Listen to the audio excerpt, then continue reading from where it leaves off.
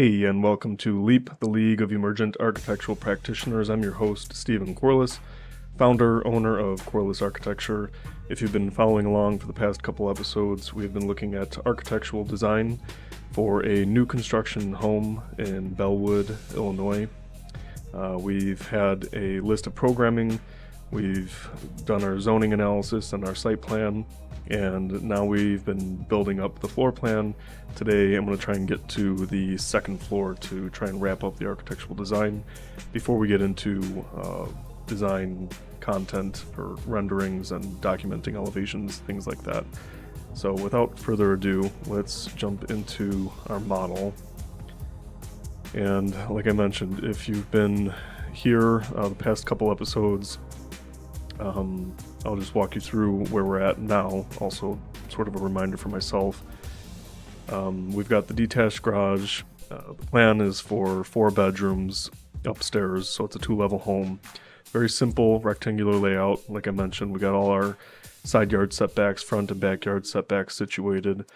And the detached home is because we've got an alleyway in the backyard that will be feeding into the garage and then into a mudroom here in the back of the house. In the front of the house, I made a very spacious foyer, and I walked through all of the sort of different thought processes I had in terms of laying out a home in terms of public to private spaces and everything in between, semi-public, semi-private. And we left off, and the foyer area I had was actually on the left-hand side here.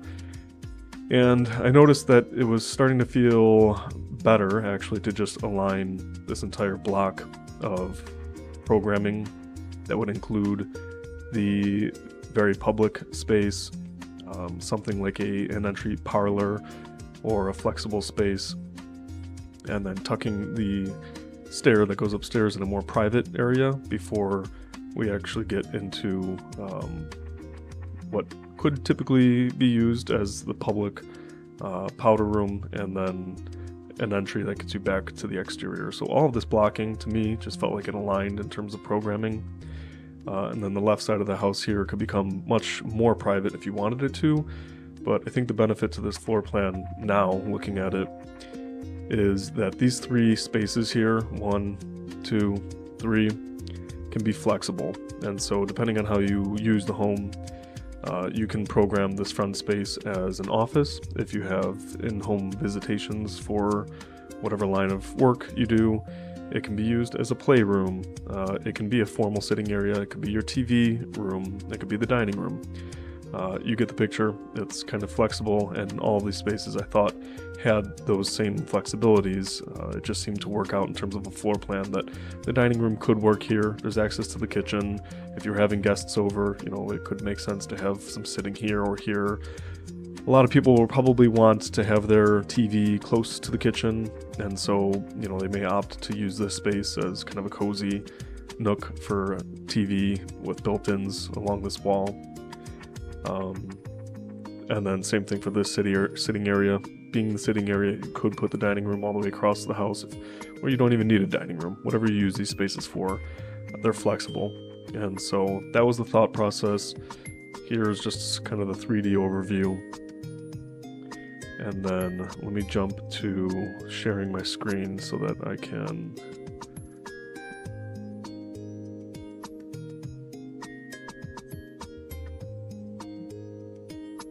now I should be sharing my entire screen here. And I wanted to show just sort of a backyard image and rendering of it, just to start to understand how it was feeling. I think also part of the conversation about flipping that front entry was that this is south facing, so the slope of the roof is actually facing the south. And so if we wanted to put solar panels on the roof, but also just get more daylight into the backyard for evening gatherings, things of that nature, it seemed to make a little bit more sense to have the roof sloping that way. If the roof is going to be a single slope shed roof style roof at all, we can certainly also put a traditional gable style roof on this with just gabled ends, and I think it would still have a very nice look to it. So that's sort of the overview. You can see how the model is currently. It's changed a little bit even from that rendering. I was starting to just add more realistic window placements, lining things up. Well, I'm saying that now and realizing those don't line up. And on the bottom floor especially, I wanted to give options for these windows since we're working a developer to build these homes that could eliminate some of the windows that aren't absolutely necessary. For instance, like in the bathroom here, someone may not want obviously a transparent window, but even a frosted or etched glass window to be in that space, although I think it would be nice just to get some extra daylight in there. Same thing for the foyer. You've got enough daylight coming in just beyond the space and from the side light, and if you choose a door with glass in it, but it's optional. You can remove those, but I was using sort of the symmetrical window placement approach so that these rooms would and could feel similar, although different in size slightly. For instance, like this as an office space, it's got the 3 windows here. It could be mimicked on this side, just mirrored over. So, you know, if you wanted to put an office here, you could put the cased opening or French doors there and use this as more of a navigation space. But I do have a list of things that I was thinking about over the weekend that I want to implement. And so I'm gonna do that. So before we get to the second floor, and let me just open the second floor. So here we were. I think, like I mentioned, I mean, I don't even have the opening for the second floor in here, but we do have the load-bearing wall going all the way down the center, so that our ceiling and or roof joists that are acting as ceiling joists, if we're going to do a lofted ceiling, everything can land on this center span here to break up the full-length span, and it should be a very efficient home to frame in terms of cost. So with that said, also, I'm just going to check if you've got any comments or want to chime in at all, feel free. That's what these sessions are all about. Otherwise, I'll just sort of be working and sharing my thoughts as we move along. So, like I said, I'm going to start by one of the first things I noticed was that it's nice to have a larger foyer area, but realistically, that is used less often than your mudroom is going to be used. So again, it's nice for guests, but from a practical sense, they should at least be equal, and it's not right now, so I wanted to make them equal. And I had done some of the math, which equated to split the extra 2'6" to 1'3" each, so I gotta nudge everything over 1'3". So let's just see if I can do that relatively quickly. All that should move with that.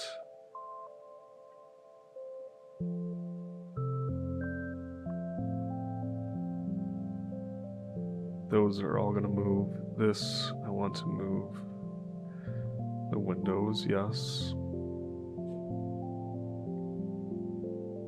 I know I had gone through and centered all this, so I'm going to move that. I'm going to move the stair. I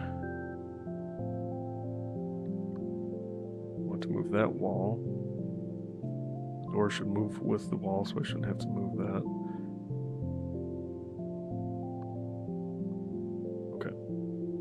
See if I can move this stuff while I'm at it. Some of my entourage. Okay, I think I've grabbed everything that needs to move that 1'3", splitting the difference of the 2'6". Hopefully we don't get any alarms going off here, and we don't. So already to me that feels much nicer. For the mudroom, which the home's occupants are going to be using every day. Something else I thought it gave us a little more room for was the kitchen, just lengthening it by 1'3", which is what, 3 on 12, 15 inches. Yeah, that gets you an extra cabinet width, which is great. So I'm just going through and cleaning up some of these items here. This is going to be 6'3". Of course, poles from the opposite side, that's fine. I had some wall pegs here, 1, 2, 3, 4, 5. There's still 5. I know I gotta go read through and center it. I guess what's half of the distance of 15 is 7.5. That should put it on center, looks like it. Okay, so that's feeling good. I didn't move these windows on this side.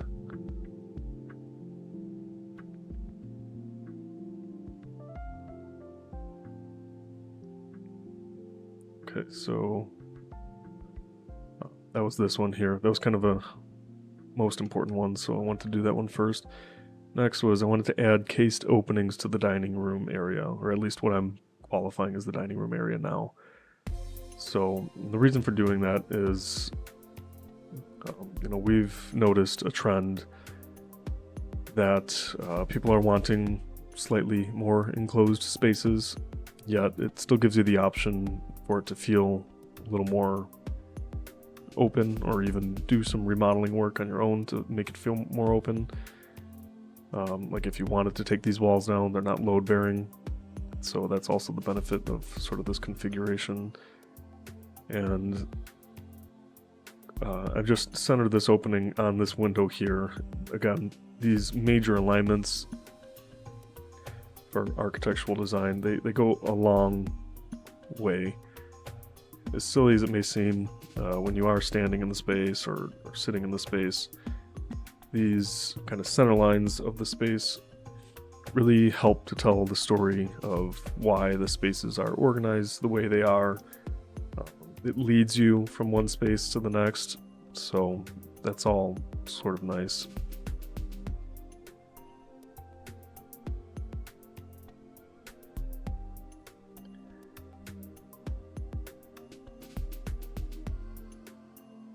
Okay,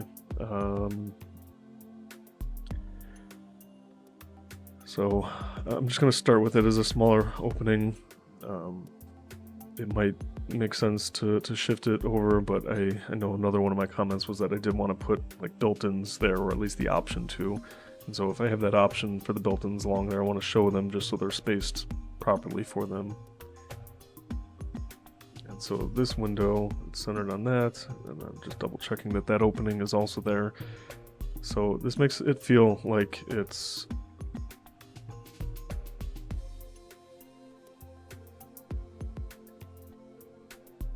tailored to the home, the design of the home.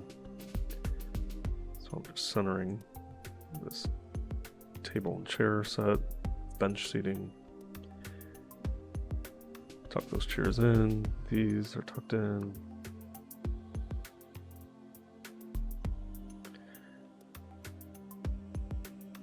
Gonna align it in this direction here.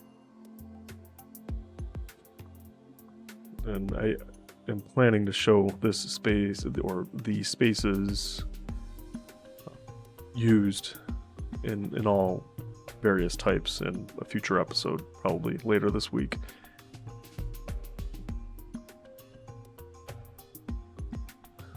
Override graphic by element, halftone. Probably start putting these on a furniture layer, which I have as typically hidden furniture. So I will go in VV, visibility, graphics, and set it to show. Same thing for these bar stools.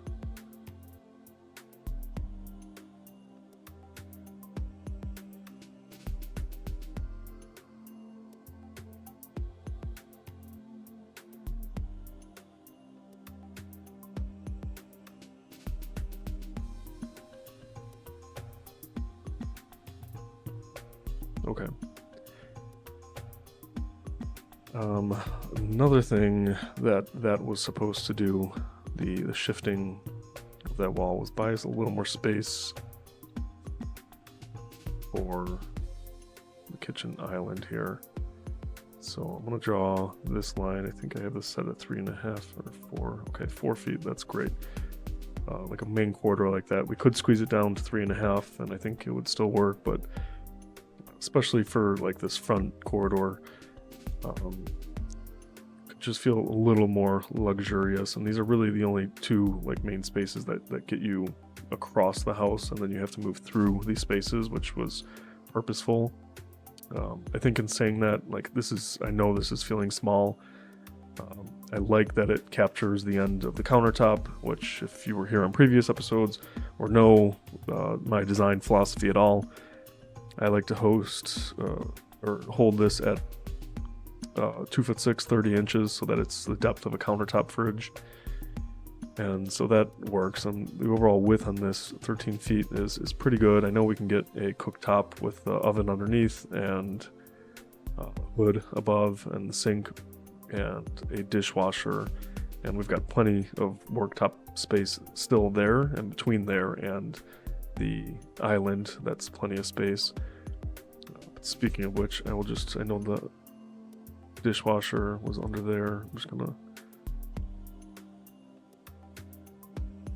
flip it to this side.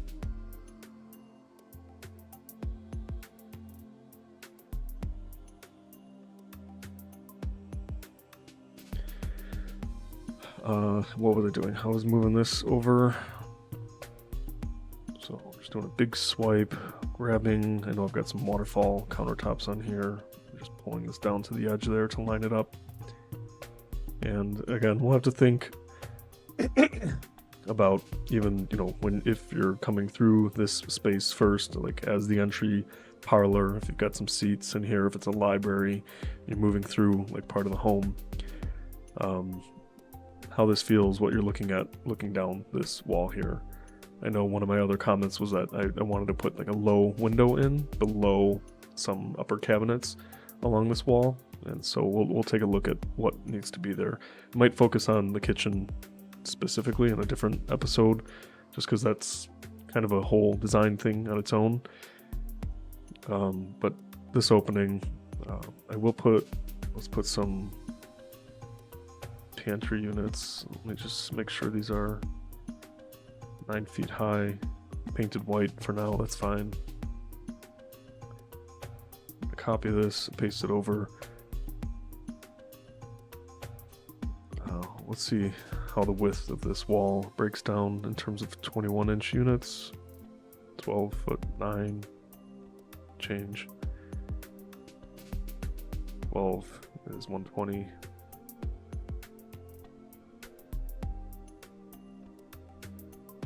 Six and change.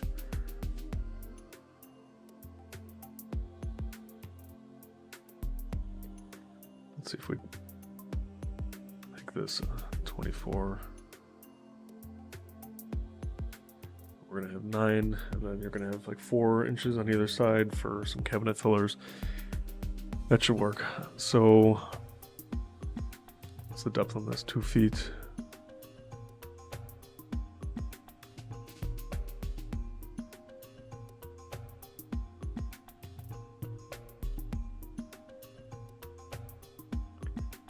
That is probably still even a bit too deep. I'm gonna bump these down to, what were these other ones? 18 inches?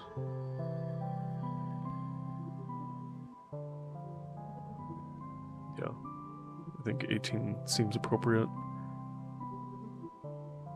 Even if we had the TV set on the back wall here, you don't want it too deep, just for viewing purposes across rooms and things like that. And I can see here already that I've got at least 12 inches, but it might be nice to have another 6 on that cased opening. So I'm going to reduce this depth to 18 inches. That looks better. And we're going to play some alignment games here.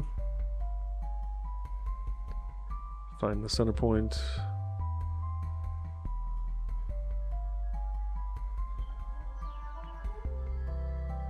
I think we're gonna have 3 on each side.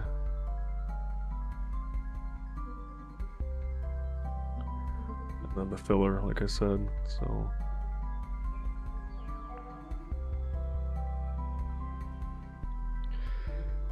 So that feels okay. Let's see if I have the filler piece. I know I'm gonna want to put that in there.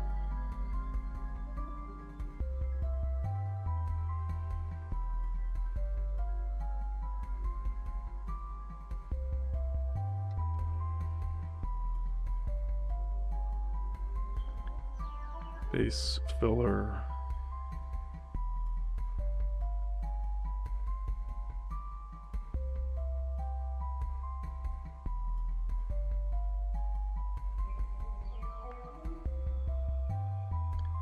I'm gonna duplicate, make it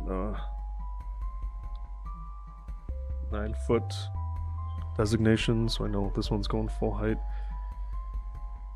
1'6" depth. Don't know the width of it yet. Height 9. Made our floor to ceiling height 9 feet on the first floor, which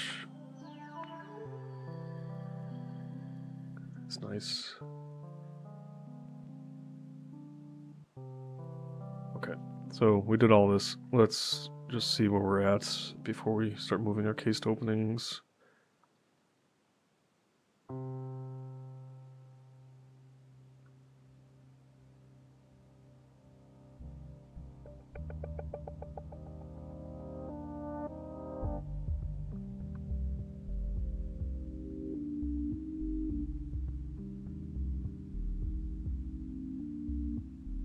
Just want to take the handles off all these.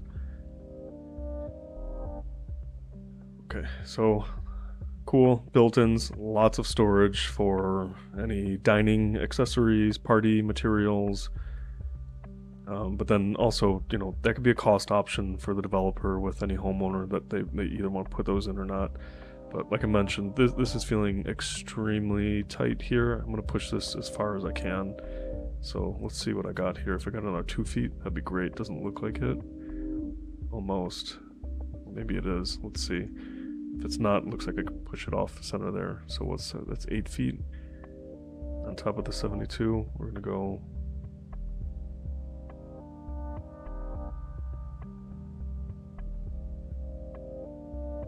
I want it to hold the left edge. And it looks like it just makes it without trim. But again, these are like trimless openings I have. These cabinets can be 15 inches. Tobias another 3 inches of space there. And I mean, this is kind of hurting my soul here that it's a little off center, but I think it's going to be the right move, at least for like in presentation purposes. Because again, a lot, you know, these are all options. You might have a homeowner or a buyer come and say that they don't need the space to feel so closed or so large, or vice versa. This was also an optional window placement I wanted to put, was taking this window, copying it over the center line, making like a nice corridor here that gets you across the space, but then, you know, you're moving through the space.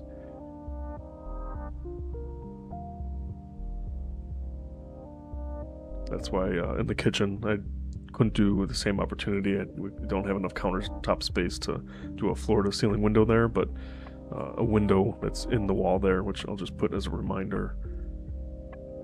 Something low and long at the 3 foot up to the bottom of the cabinet, so it's going to be maybe 21-inch high window from the top of the countertop. So let's see if I've got something like that. Doing width first, so it's going to be 72 by 18 is the closest thing I've got. So height 3, but 3 we'll call it. Let's see, not sure where my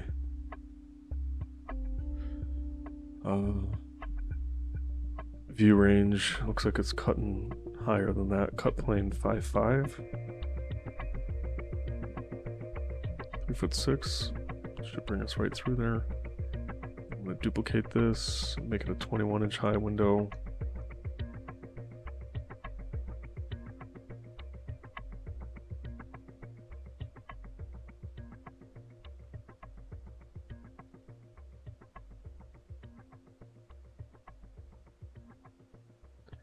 And I'm just going to line the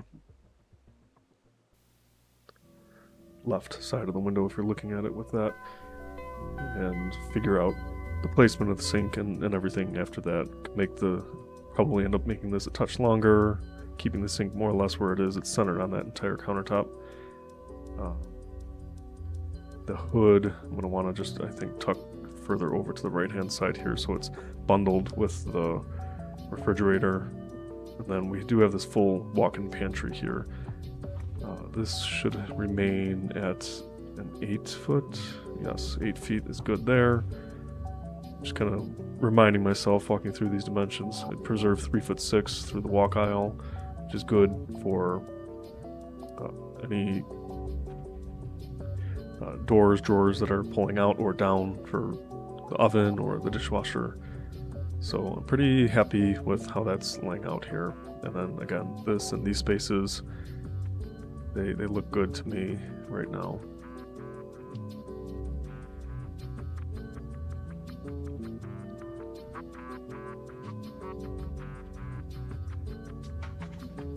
Let's show our furniture in our 3D view, and then let's actually just start walking through the space in a 3D view.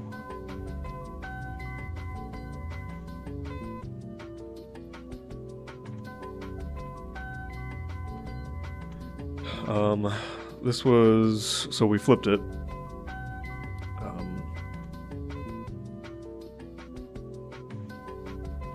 So I'll have to adjust this view, but this is how it was before it was flipped. And then, I was working on some renderings just to get a better idea of the materials and how that looks. But like I mentioned, it feels a lot better to me now that unlock this and play with this view a little bit. Even something like that is nice.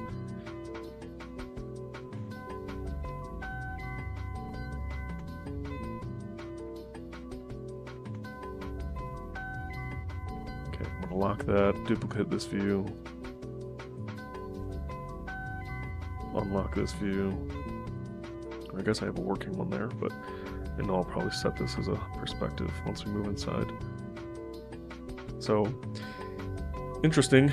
Like right off the bat, I'll share my thoughts live here. I really like the asymmetrical proportions of this. It feels deliberate, yet not forced.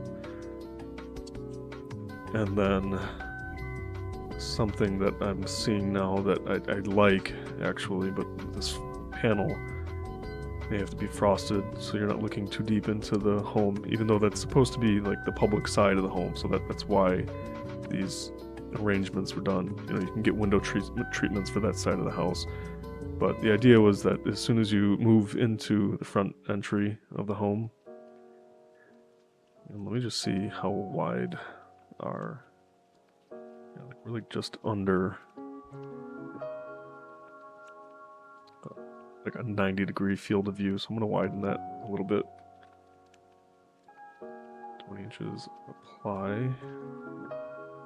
Scale it back to 16-inch width. And then change the field of view back to 9 high. Okay, so we've got a 16 by 9, which is a very common ratio for content. That's how I like to render everything out, or just create these views. And like seeing this now, like the double window there is kind of a bit much. I don't think it's absolutely necessary. You're getting a lot of daylight already coming into this space here, and I want to see if I don't have that window here, but I was putting it in the bathroom. And again, it's probably just not necessary there to save some costs. But for right now, I'm just gonna, no, you know what? I just don't even like it in here. I'm just gonna eliminate it there. There's enough daylight that's coming in from the front of the house, so we can eliminate it there, and I'll leave. Let's just take it out of the bathroom too. We don't need it. Sometimes you just don't need it. Okay, so, whoa, rewind. front entry. You walk in, you've got hooks on the wall, you've got a bench. Door swings open towards the bench because you're going to gather in the larger space. I'll recenter that mirror and everything there. But it's got a coat closet off to the right-hand side there. And I think, it intentionally jogs you over so that the first space you engage is past a threshold, meaning like this hallway that you have to pass. So it kind of solicits you to look down and be intrigued about what's happening on like the other side of the house here. But then moving through into the parlor space, if you were invited as a guest to come kind of like sit and partake in whatever activities you're doing, like this is part of that more private section of the house. Because then obviously if you are invited to move further into the house, you're greeted with like the more open floor plan area that links these three spaces across. And I just want to double check the height on these openings. And just the fact that there's cased openings at all on this side. It's maybe making it feel a little too closed in. I don't know. Let's see how it feels without these. It feels way too open without them.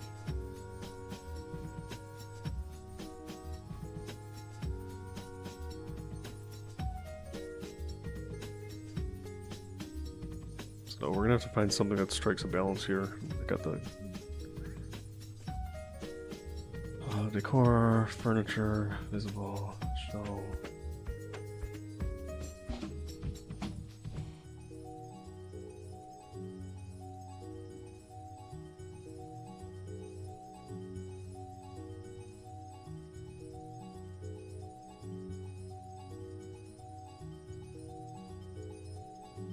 I don't know. I'm not sure how I'm feeling about that right now. I mean, I do like it. I think I prefer it over it being open. I think I would just want to make sure, especially in my presentation, that I'm showing this as if you're moving through the house, that it doesn't feel like you're crossing through spaces in like an awkward way, which I already know it's sort of unusual in terms of forcing people to move through a space through rooms rather than like through a formal hallway.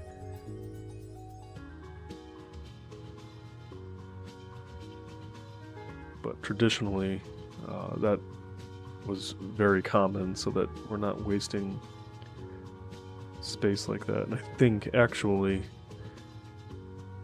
I don't know, let me try something. This is weird, but gotta try weird every once in a while.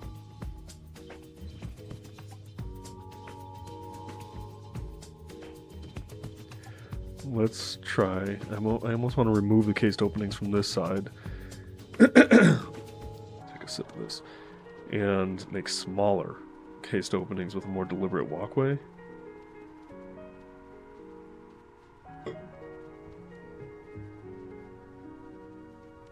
Let's go back to our... I have the 84, so those are the 7 foot, but I think I wanted to go up to the 8 foot openings anyway. We put those back in, like shift them over. Let's shift all this back over into this negative space. And again, this is just to present it over these. Yeah, these are the 96, okay. So that was a problem with those openings, is that they were actually too low.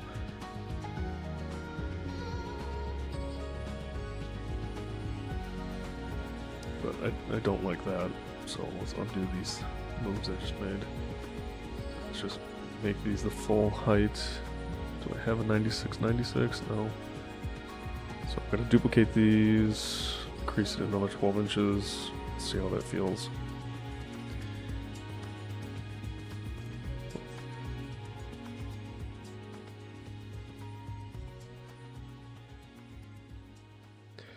That makes a huge difference, actually.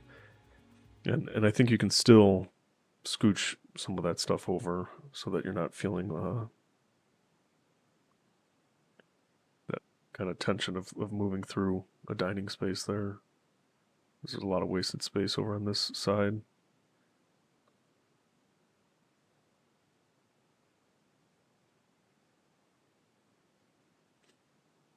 And another way to accentuate that even further is to place a rug. So I've got a rug in here. Place it on finished floor. Size it just so that it captures the dining table. Length, I don't know what this is, 9, 10. 10 looks good by 7, 6, 7, 7.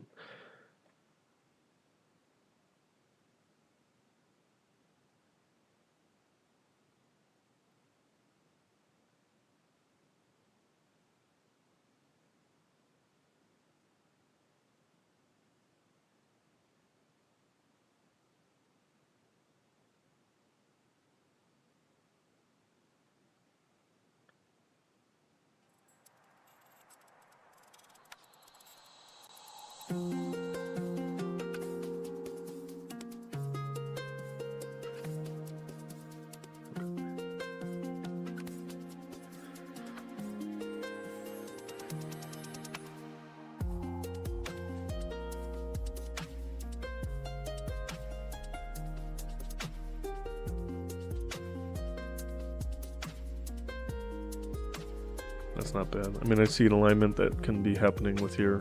I think ultimately we need to save as much space as we can, and so these units here that I had as 1'8" deep, probably going to be 15 inches. So, or sorry, 1'6", 18 inches deep.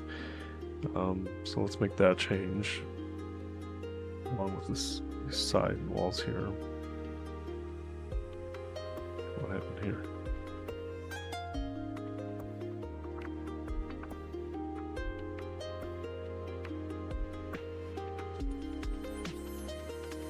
Something scooched down on me? I don't know. Let's see. Here. Like, way off. What happened?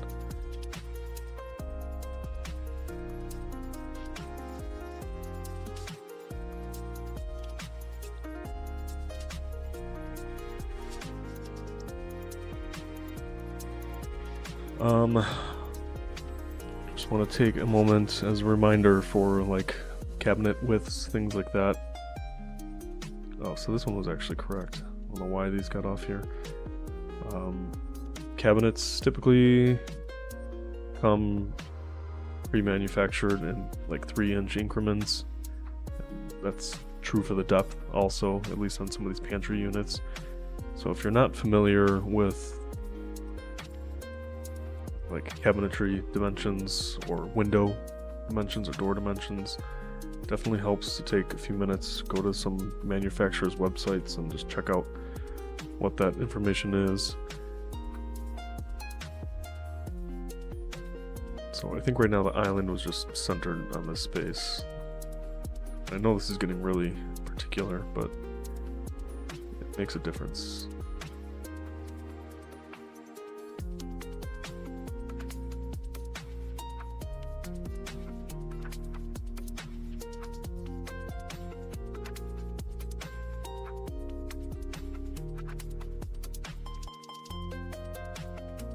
Actually further from one side than the other. And the width on this is 3 feet. We'll keep it at 3 feet.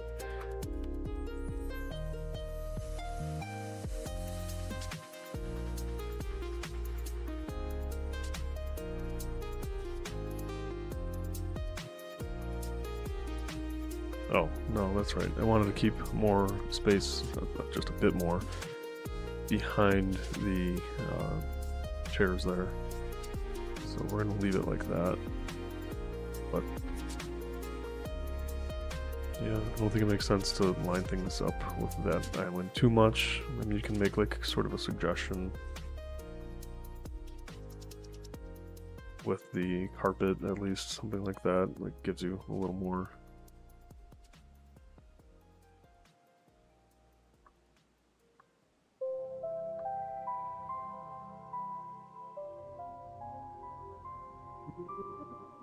I think this was the center line of that window, which is getting a little lost in like the placement of some of these furniture pieces, but I think that's okay. All right. With a chandelier hung over there with some like ceiling lights that kind of guide you through that path, I think that's going to feel okay to move through a space like that.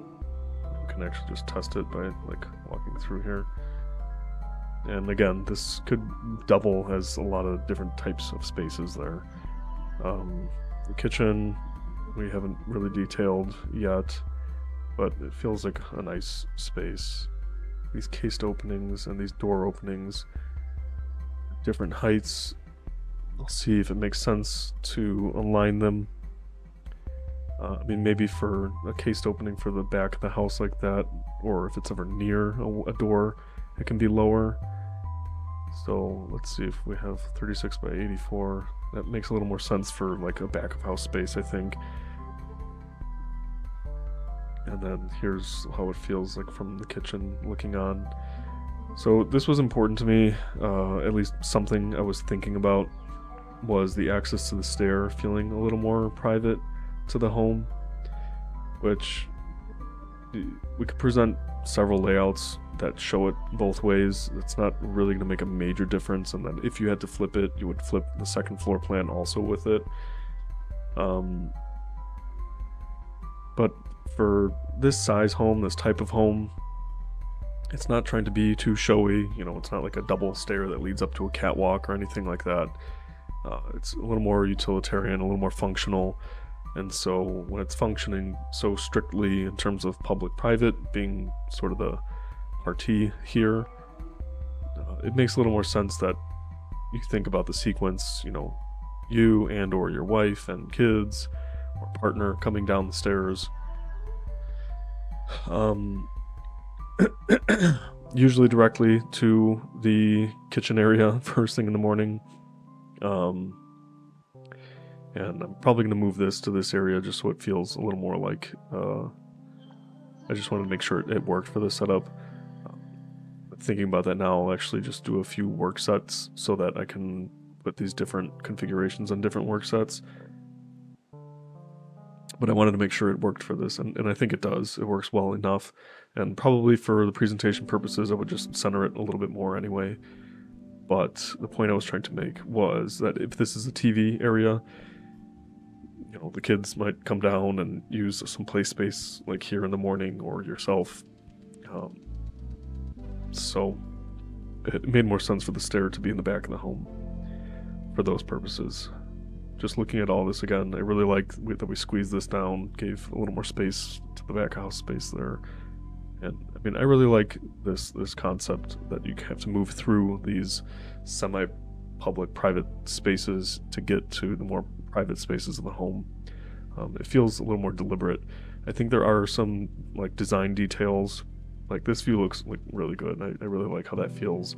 I think if this is a TV area or media room, like that feels really nice off of the kitchen here. You know, if you were entertaining, you had a party, you can have some people sitting at the countertop here with their chips and dip, and then, you know, they don't feel like they're missing out on anything. And then likewise, if this stays a dining room, you have people eating here. This can be a buffet counter. You know, it doesn't have to be full height pantry units like that.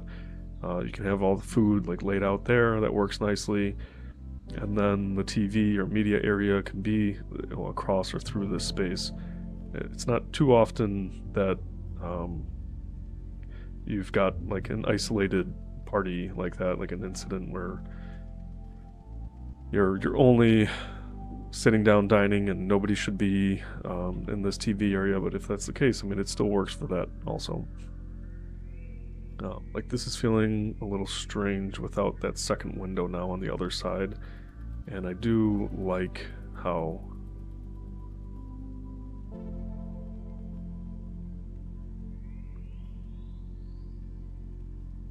those windows align, and so I'm wondering if it's going to make sense to put another window on the other side. We eliminated a window in the foyer area, so maybe it makes sense to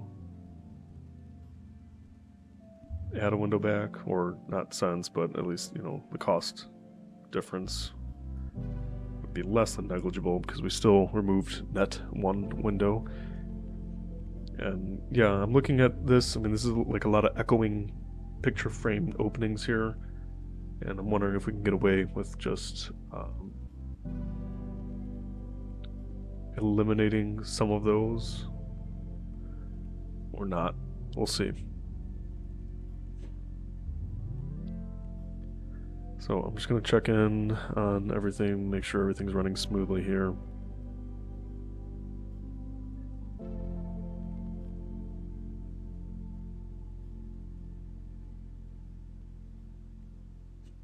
Looks like it.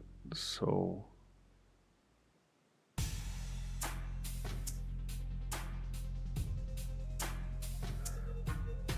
okay, second floor. I think we got to get to that. What have we've been on already for 46 minutes? Okay. I'm not sure. I mean, I'll do these other configurations offline here. I don't need to do like furniture layouts like this. This is feeling a little more closed in than I wanted it to, and want it to feel a little more inviting. I can see how people might think that this looks a little closed, too closed off to the rest of the home. One other thing that I was exploring that actually gave us the option to do this. Sorry, I'm moving through a coat closet right now. Was opening the stair, and so actually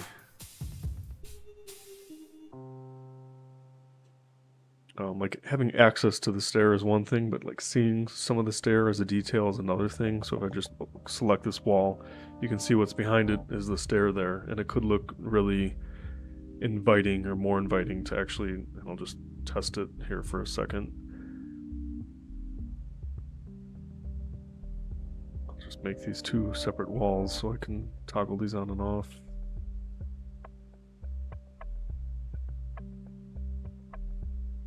Disallow join, snap it back there. Same thing with this one. We'll have this one come all the way. We'll make this disallow join, snap it to the face. So now if I'm standing here, I can select both of these walls. Let me just scooch back, scooch forward, okay, back again.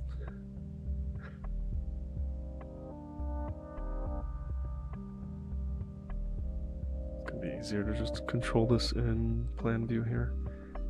Take this, move with my back against that entry closet there, assuming I'm like a visitor standing, walking in, or just the homeowner who wants to have a pleasant home to walk into and look at.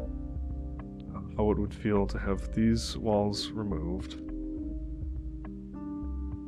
It feels like a much more inviting open house already. And then I think if we like reveal some of the stair with some slats along that wall, at least for presentation purposes, I think it would make this feel a lot more sellable. Not that it's the most important part. I mean, we want this to function, but I think showing this in a variety of different ways is what we're trying to achieve here. So again, I think that's going to be like an option where in an animation I could show us coming into the home, pausing here for a moment, showing the different configurations so that like it's a private office with either just cased openings or French doors, and then like B, if I undo or redo, yeah. B, maybe it's just a formal sitting area with like visibility to the stair there, or a playroom. It's tough to know how people are going to want to lay this out, but I think you have the option to reveal both sides of the stair, which is, again, what we wanted to do here is just create like a very versatile floor plan with these major alignments. And it's great. These axonometrics like really reveal those alignments. You can see how those window placements are working there. Window placement works from front to back. I'm liking it so far. So let me put that second window. I'm going to mirror it over, let's call the width of this space here. Just make sure I'm grabbing the wall, going up to this wall, finding the center line of that. We're just going to mirror this window, copy, yes, over that wall.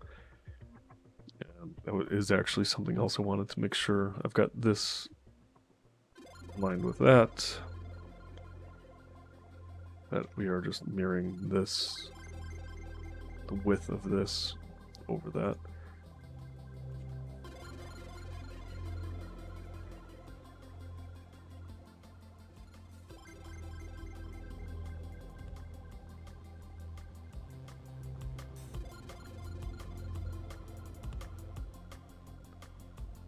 So when we walk in, we've got the window to the right there. A lot of natural daylight coming in. You turn to enter the home. It's got like a more revealing feature there. I can delete these walls and show that as like a sloped stair, which I think is going to open up the house a lot in that scheme. And then moving through, if you do have that, that's sort of a small like fireplace wall, but it should work. It's kind of cute. Maybe we can lift the windows off the ground a little bit. Doesn't have to be perfectly symmetrical there, because that's starting to feel a little too exposed to the exterior.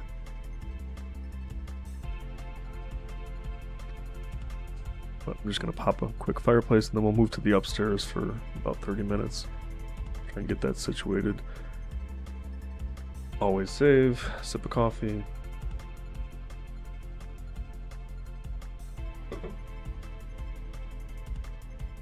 And oops.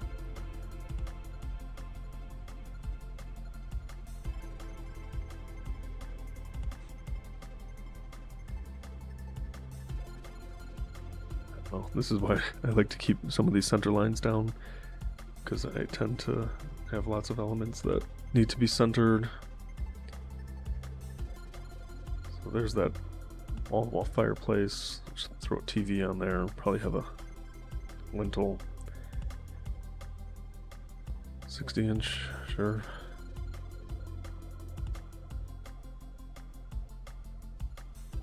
Probably make this face-based, but earlier in my modeling career, I always had a lot of issues with like getting things to be face-based in terms of like wall depth. For some reason, up to finished floor offsets is going to be like 3'6" or 3'9", let's say. 4 feet, I don't know. Let's see. It depends on what this fireplace is and everything too, but that can look good. We can also have like built-in bookcases at either side of that, which would look nice. And again, just kind of a little grand tour. This feels nice. I think that feels like a very livable space, and the more I look at this, the less disturbed I am by like moving through one space to get to the next. The more natural it's starting to feel, actually, with like more furniture in it. And again, how I want to present this to the developer and to the city is that there's options for all of these different types of spaces. So that's the flexibility in this and challenge of this floor plan.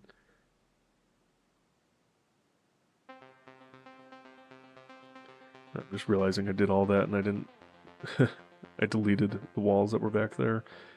So one way to do or undo all that, I'm gonna grab all this, copy, and then I'm just gonna start undoing until I see these walls reappear, which I know was before I place the fireplace there. There. And then just do modify paste, align to same place.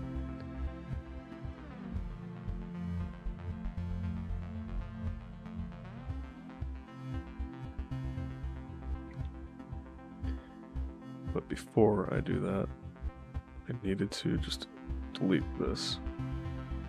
Paste, align to same place, there.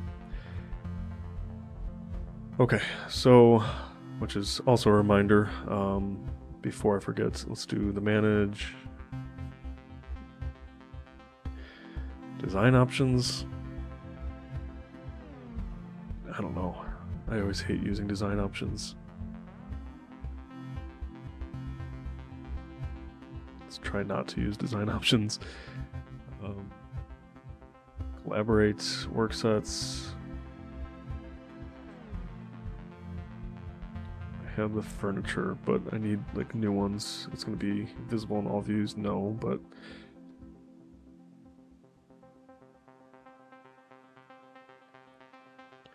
arc furniture scheme 1 01. Okay. Okay, make primary, no. And instead of, I think like the main furniture that's going to remain in all the schemes can stay there, like those bar stools, but this one, I'm going to call this the scheme 1. It's going to be this, and it's going to include these cabinets along the wall here. Because in some of the other schemes I'm probably going to remove or change them out. So we're going to put this on the work set that we just made, Arc Furniture Scheme 1. And I'm just going to set it to be visible for now. Show.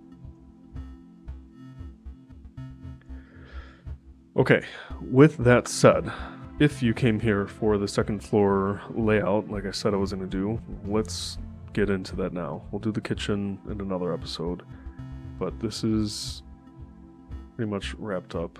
Let's take a double check this list. Add case opening to dining room area. Yes, add storage cabinets to dining room. Okay.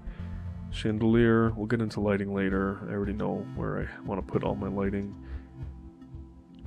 Shift all rooms down, increase kitchen width. Okay, we did that. No sink in the island, I did that offline.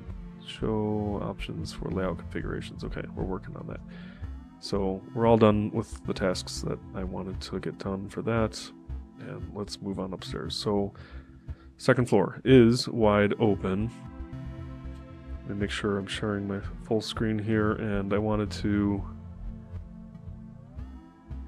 use a floor plan that had a similar layout, and that's sort of the origin of where this was. It was a different home that we had worked on, but the upstairs had a really efficient layout that I wanted to get similar to. And so we're going to have the washer dryer on the second floor and the utility closet, which I think needs to be much bigger than what's shown on this one.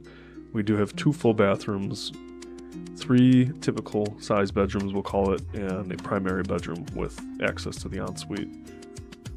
So not an extravagant amount of programming, but we had 42 feet in, or 43 we'll call it, and 24, and then we are at 43, 24. We are at 28. Okay, so we're a bit larger, so that's promising.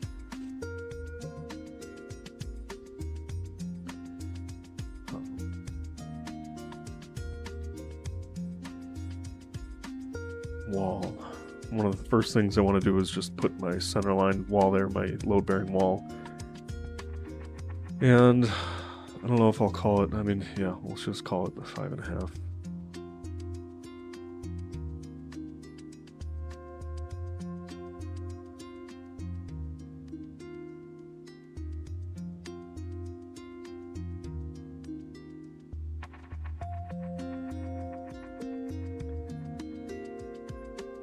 it's like not technically centered because we're aligning the studs on this.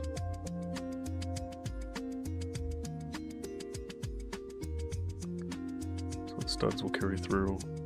I believe I did that down below, so the stair offset should be the same.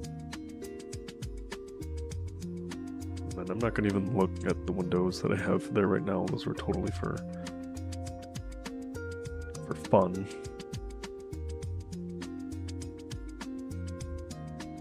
But I will start with the floor opening. Just go to edit my floor and go to the first floor, and I'm just gonna use this full perimeter before I get things more granular.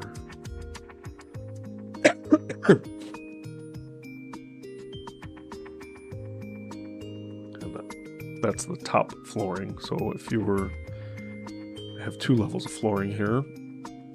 I always separate out the joists and sheathing from the flooring. This helps me control like some of the different finish work on top of our structural work. So I'm going to edit that one also, and I should just be able to select all this. Nope. So we'll do the same thing we just did. And I know actually that I'm going to have to like offset this 5/8 of an inch so that I can put these little drywall strips in or gypsum board, but we'll get into that detail a little later. Oh, and the ceiling. Wonderful.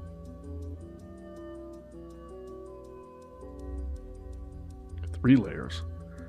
It's great.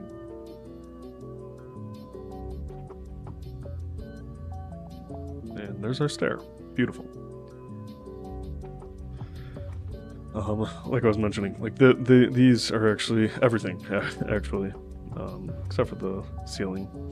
The ceiling can stay there, but these 2 top layers are going to have to be shifted in 5/8 of an inch so that we can run the drywall on the outside face of that. That's a detail we will get to, but it's fun to just already see that cutting through, and then we'll attach this to the underside of that. In my initial conversations with the developers, we did talk about the benefits of the single slope roof. We've got 8-foot ceilings at the low end side here. I don't think it needs to be any more than that for like a bedroom area. But the benefit of the single slope roof was that we can loft everything to the underside of the ceiling and use like the corridor to feed any of the utilities for mechanical and electrical. All the electrical will be in the ceiling plane, which is fine. Insulated, insulation rated ceiling lights, so that's going to work on that end. But we've got this wall coming all the way down. I think the next thing I wanted to do was to take 3 feet out of this and call this our corridor, which is sort of what's ending up being our corridor downstairs. We're just moving through spaces. So that's 3 feet. I know I should have kept that. 3 feet. I can mirror this over.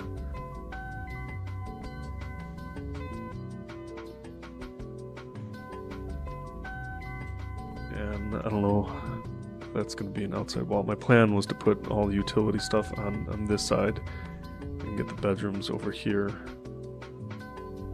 I should have at least 10 feet. 9 feet. 9'2". So that's sort of a small bedroom area there. What do we got here? Oh, you know what? I get 2 more inches. I'm doing my 3.5 inch stud. So I think that's going to have to work for our bedrooms, our typical size bedrooms. And again, this is just under 9.5 feet. So that's not terrible. Let's throw a bed down. Twin or a full size bed. Oh, they call it something else. So should start with bed. Double. I mean, you know, that looks good enough to me for like, not just good enough, but actually this is like a fair room size. Level 2, let's get a table in here, side table.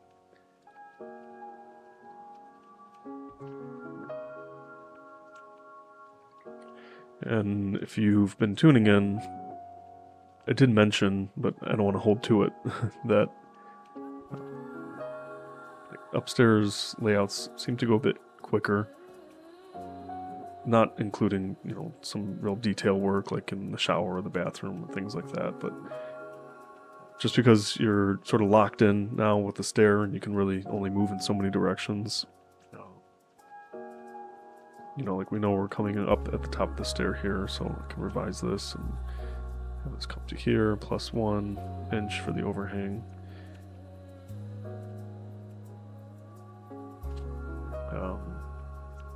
So then I can set my corridor width off of that from this angle, and you're going to start to get just your boundary lines. I did want to put, if it works out, if not, we can flip all this still, because it looks like we might have more space at the back of the house now for the primary bedroom. So we'll see. I'm just drawing comparison to what I had here, and we're not crunched between the stair, and I don't even know what this dimension was. I don't have it, or maybe I have it on the, probably have it on the structural plans. Let's see.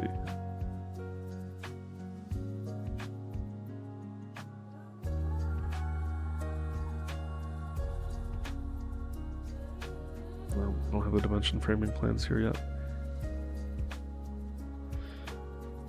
But so this is the idea of the framing though. You've got the load-bearing support wall in the middle, because your full span is going to be too long for 2x10 rafters to span that far. Or if you can or wanted to go even less than a 2x10, we've got the insulation requirements now that basically demand 2x10s. And then that's what your framing is going to look like, with the offset ceiling rafter joists. Any beams that span openings like we had in that front primary bedroom space, you can see there, I think it was duplicated for ease of viewing there, but this is spanning that opening there, so that's how that was working out. But anyway, let's just keep on laying this out here.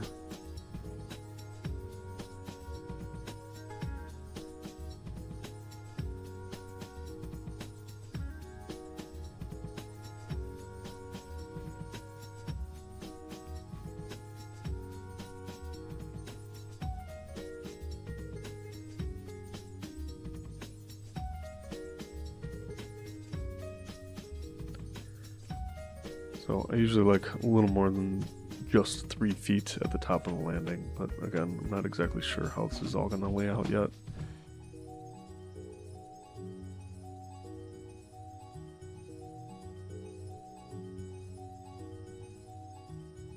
I mean, if this did get us into the primary bedroom area, we would put a beam across here like we did, and it might still work out that, like, we've got our landing, we've got all this extra space here.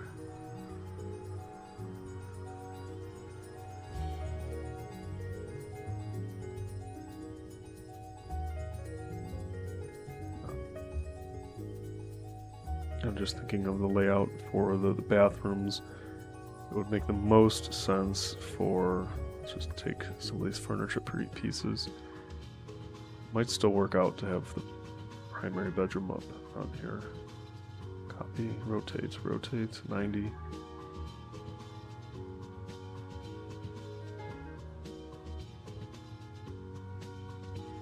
Now my ceiling is sloping up in that direction. And so the question is, how do I want the primary bedroom to be laid out? Do I want it to occupy this space over here? And if I did, that would mean, before I even continue, I gotta make sure, yes, save, sip of coffee.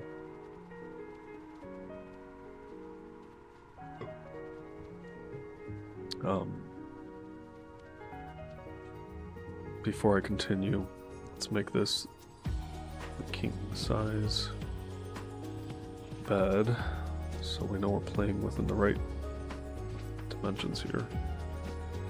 2 side tables.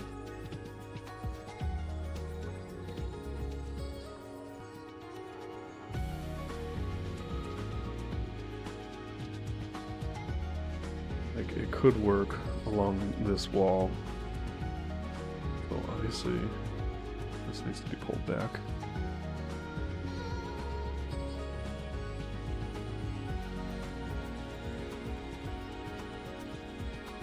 It could work along that wall if you have access to the room here, and then it continues off to that side.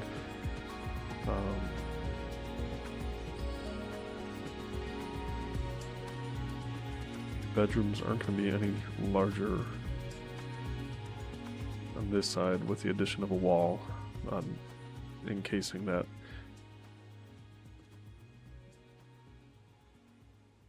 Or is it?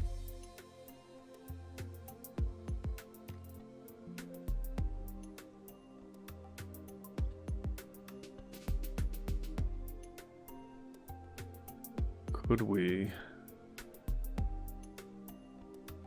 move this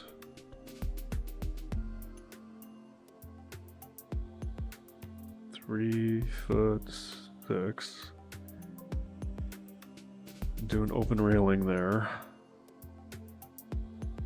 and then make these are bathroom spaces and these are bedroom spaces? Maybe just follow that line of thought for a minute.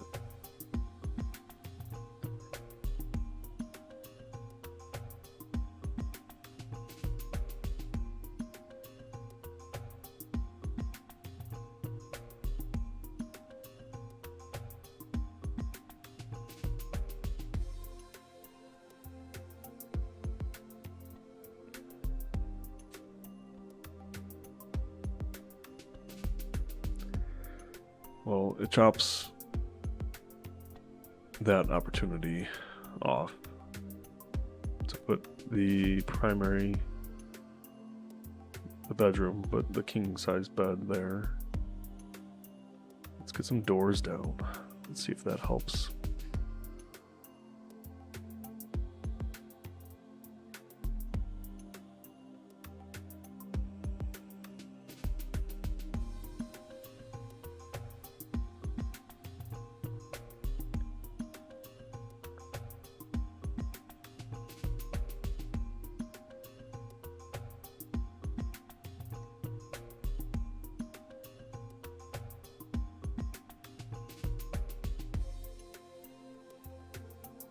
Just for fun, let's copy up our wet wall, at least from the bathroom below.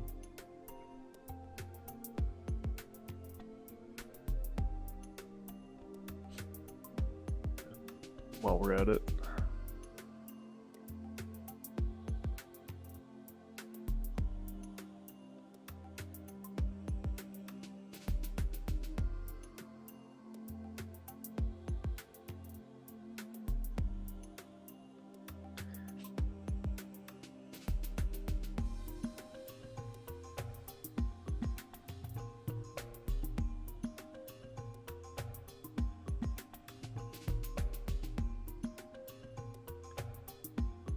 Somehow it just seems like it's not gonna be, we can get a really big ensuite over on this side, but now the plumbing is gonna be so split, so for cost and installation purposes we're pulling it very far away from where it needs to be.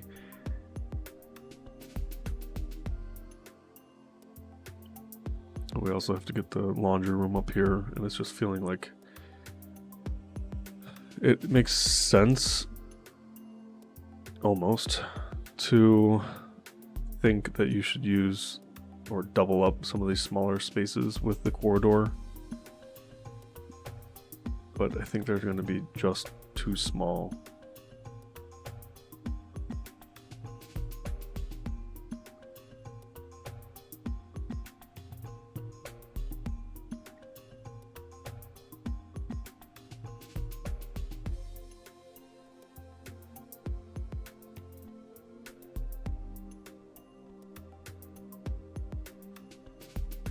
Then the question is, I didn't realize if I've got my load-bearing wall coming through here, then we're going to have a closed condition to the downstairs, which maybe that's actually okay.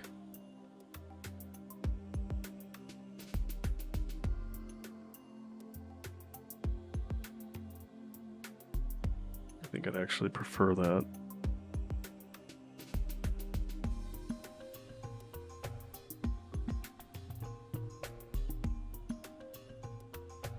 One, two. So like these bedroom spaces, I know I've got a wall there capturing the end of the stair, but what's the square footage on this?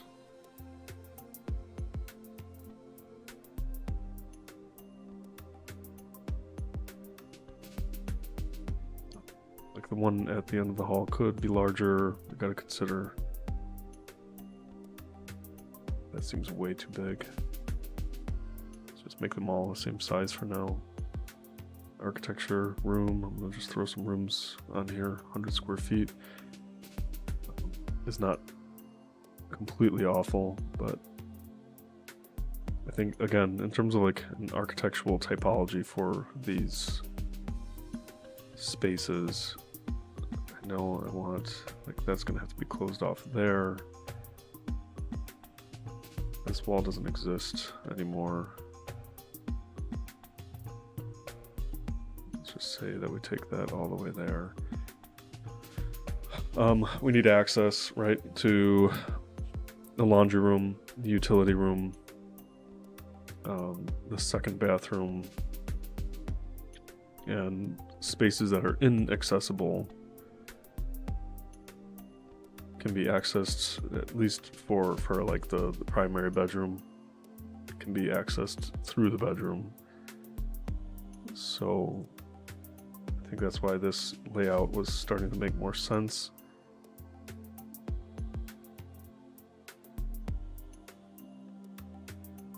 I think these walls look like this because they're not going floor to ceiling.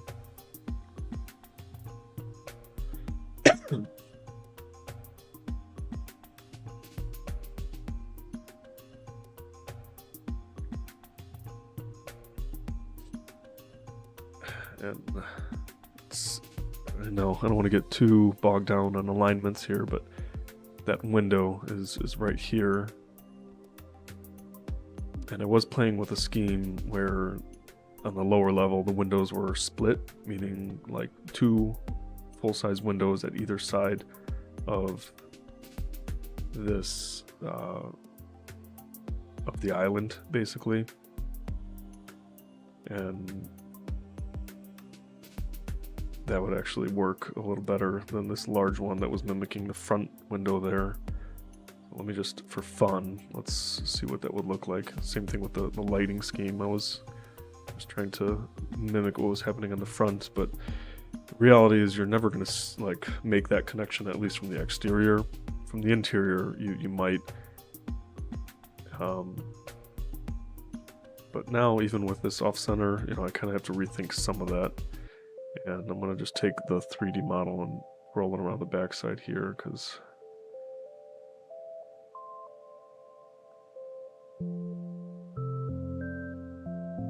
this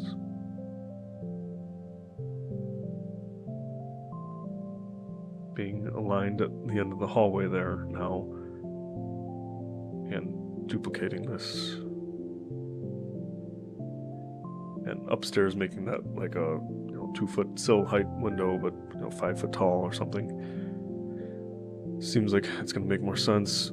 So then the one larger window, I can center this light in between there. I'll do all the math later. Let's get this copied upstairs. Paste align to current view. Sure. It's telling me it's conflicting a little bit. That's fine. We haven't really locked that in yet. But I mean, realistically, we'd probably put that one in first and then center the one downstairs on it, because this is a more defining space. Again, 3 feet is like the bare minimum for your corridor width. These room sizes are already a little tight in this dimension, but that's not the worst thing in the world. I think actually having some more deliberate geometry that forces you to use the room in a certain way is sometimes better. Like, we've got a few extra inches in this direction to play with right now.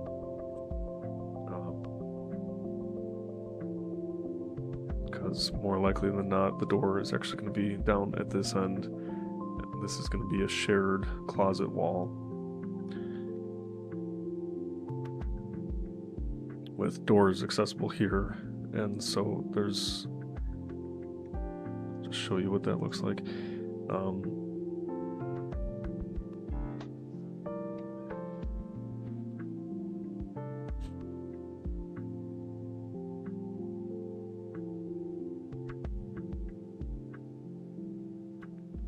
So, I mean, this is already starting to make a lot more sense to me in terms of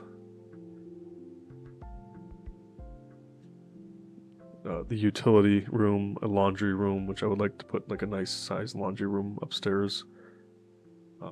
The bathroom, so it's almost like laundry, utility, bathroom that's accessible, the bathroom being accessible for these 3 bedrooms that are going to be here. And then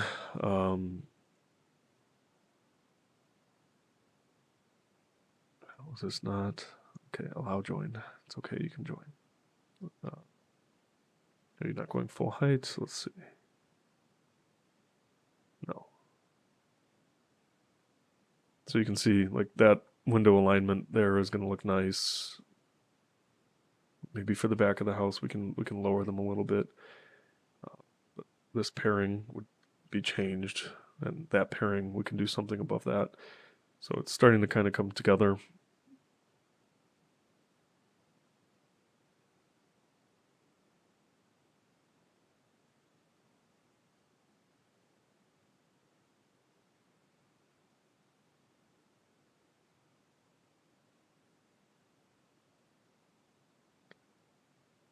And then this wall was set 3 feet off. All right, sorry, let me go back through. Let me give 3 more inches to this. Let's just see what it looks like with 6 inches off.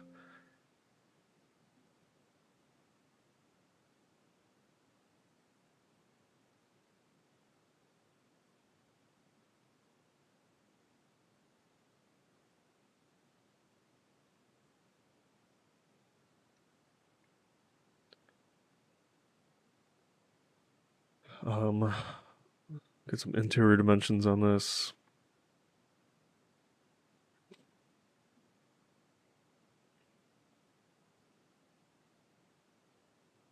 Okay, 8, 10. We're just under 9 feet, which is still okay. 10. And like realistically, I can get a desk in over here. 95 square feet.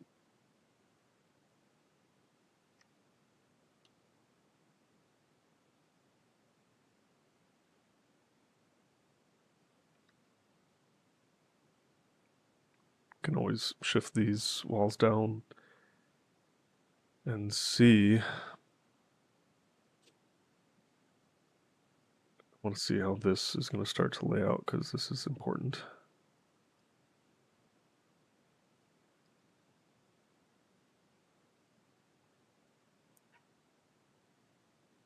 But, you know, it's like, can we get 1, 2, 3, fourth.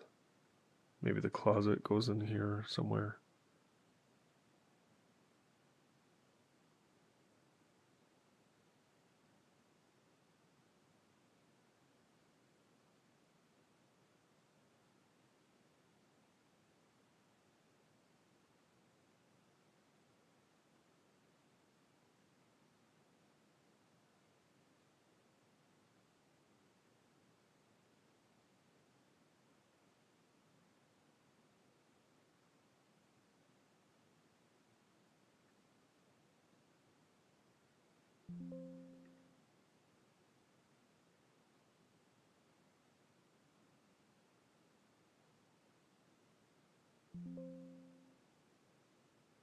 Save, sip of coffee.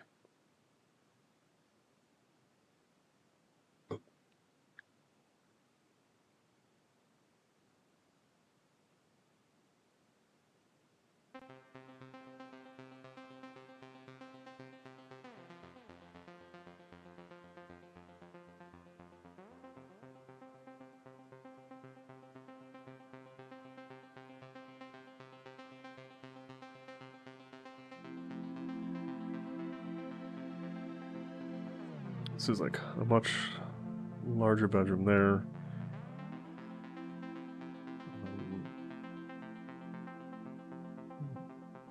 Maybe with a walk-in closet down here for that room.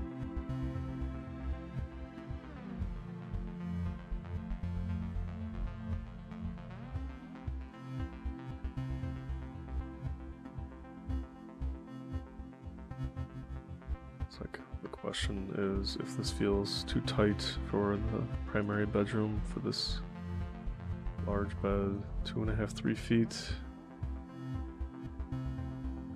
Just at the cusp there.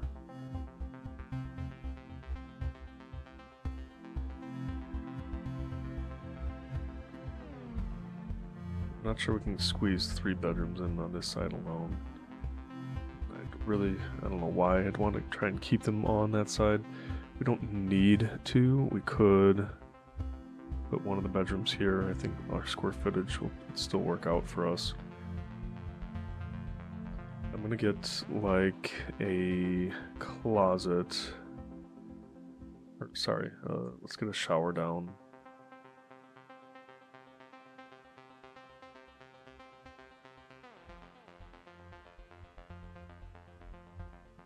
Or you know what? This one would probably be a bathtub.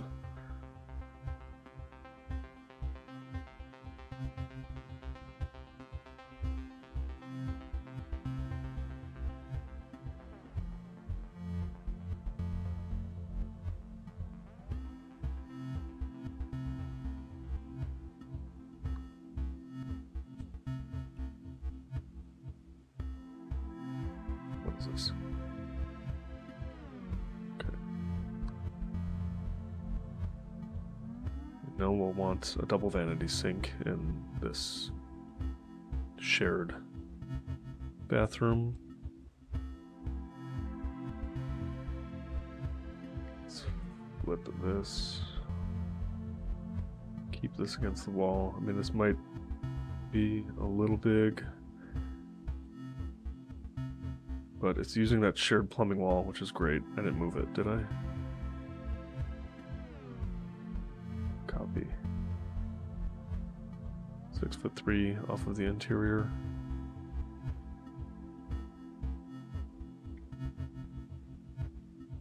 Okay. So that's 6'3". This is going to be 5 feet.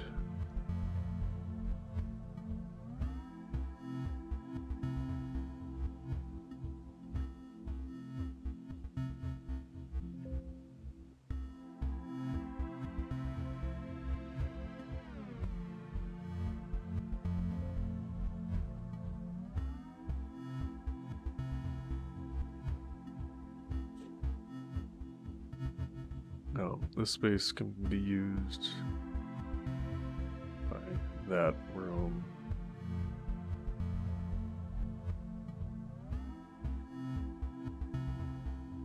Having a closet upstairs is always a good idea.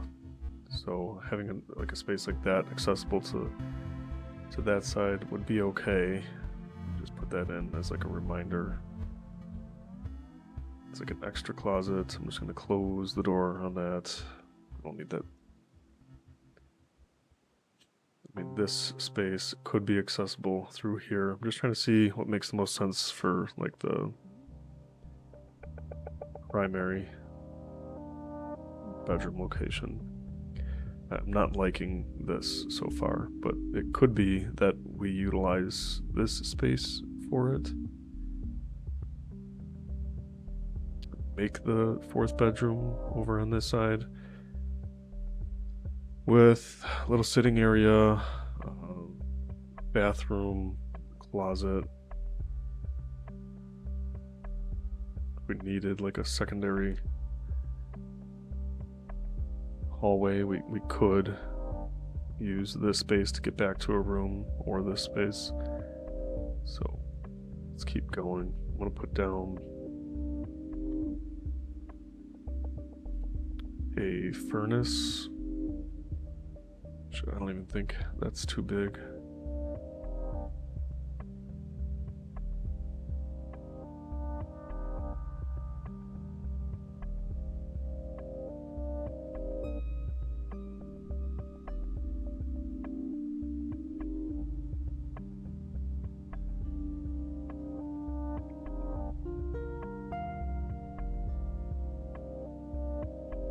We'll keep it that size for now.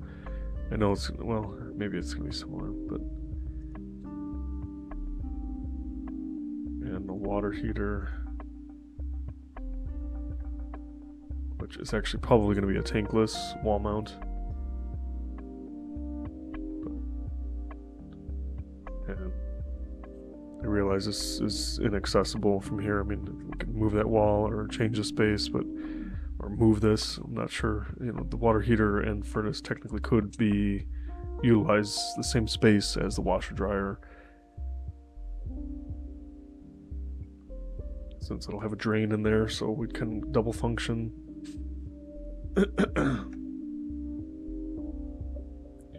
Washing machine. Again, not sure. I mean, this could be stacked over, under.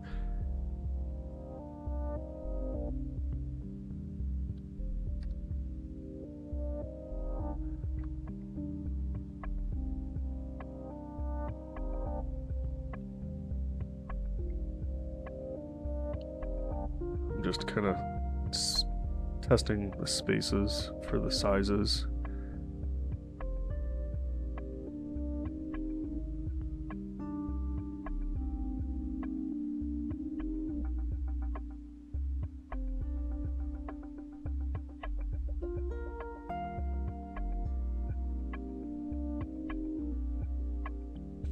You know, definitely there's enough room in here to add these. And that's not too uncommon either. I think it's more of a question of like the furnace. It would be nice if it were a little more centrally located, so we're not running our runs all the way from one side of the house to the other, but it could be more efficient than running two branches to either side, so it's really just not that long of a distance. Show it like this for now. I like that we're utilizing our wet wall above and below. That's going to be like very efficient for us. And then any lines that are on that side of the house, putting the master or primary ensuite on this side is going to work really well also. So again, it's just a question of locating this, and if it makes sense to flip things vertically.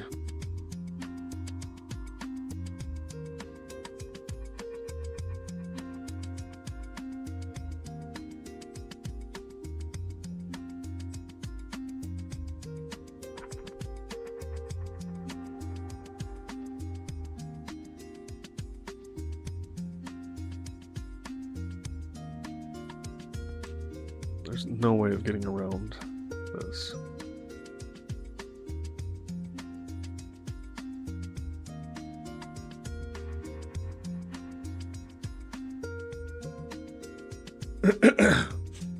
Like this corner jetting in here. So let me just see what how the rest of these bedrooms lay out if we were to keep them on this side like this.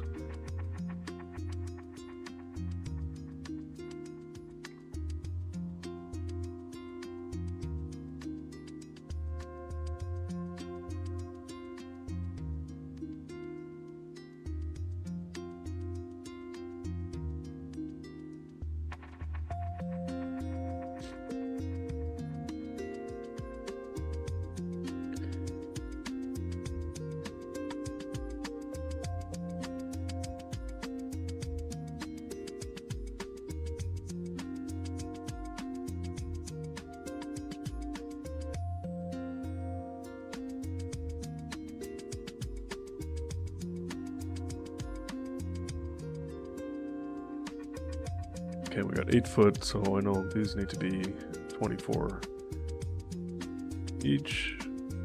Using 84 doors up here, yeah, sure. Let's just keep them as that.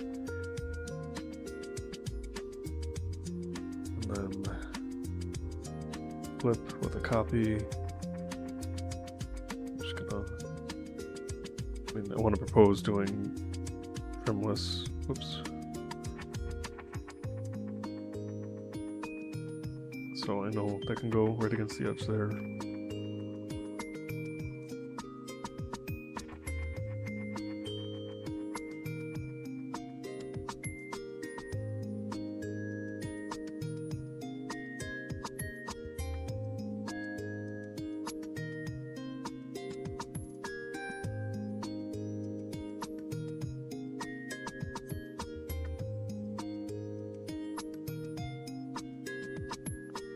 Just gonna center this door or wall for now, and that, which means I've got a few extra inches of play there, but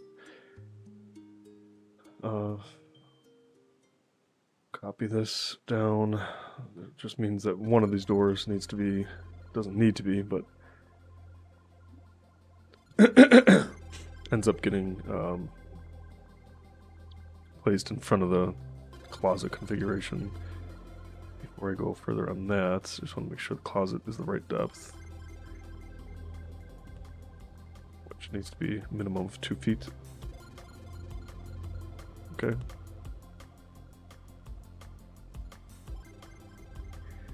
And I'll just, for good measure, center these doors.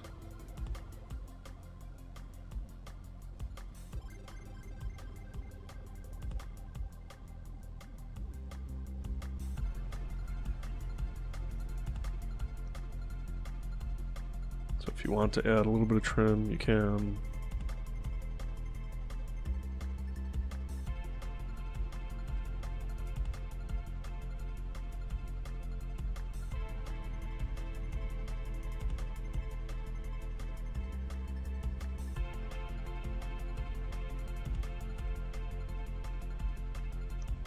Okay.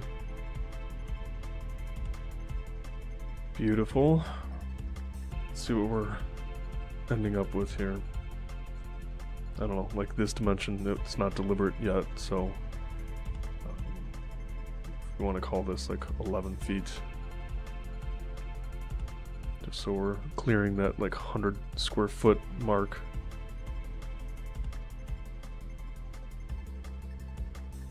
I think minimum, what did I do here?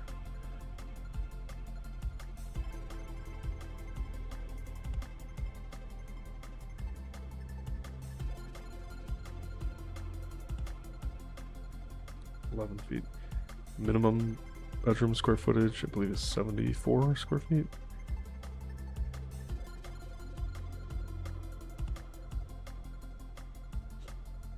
Okay, so I've got my 11. Oh, we didn't even clear it, but that's okay. Let's just hold that for now.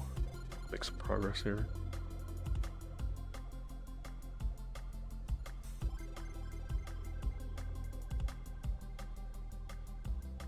Another 11 feet from this wall, just to see how this is starting to feel. What we're left over with. I mean, it might be okay for one of the bedrooms to be slightly larger than the others. I mean, it is okay. Anything is okay. We're making up the rules here. Somewhat.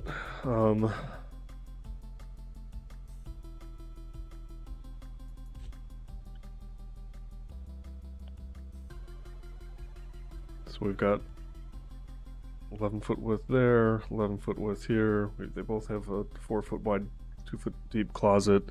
There's enough space to reconfigure the bed along this wall, put a desk over here, and then what are we left over with? Pretty large space.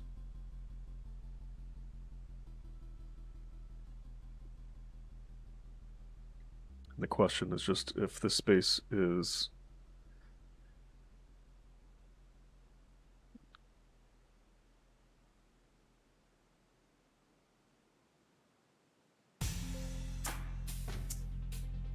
a better space for the bed over here or over here. Again, this is feeling tight to me. Doesn't feel appropriate, even though I know our taller ceiling areas are going to be in that area. Just doesn't feel right. So flip that. Whoops.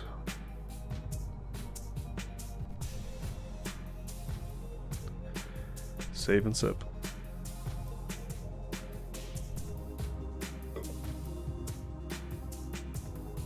Redo.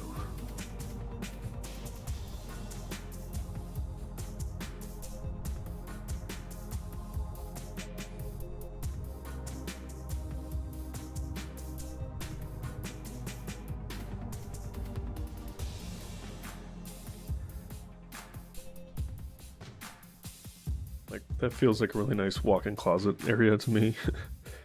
And this actually feels like an appropriate lounge area. You can even put the bed oriented this way. But we have the slope ceiling. Or not. You don't have to slope the ceilings. It was just supposed to be a nice feature.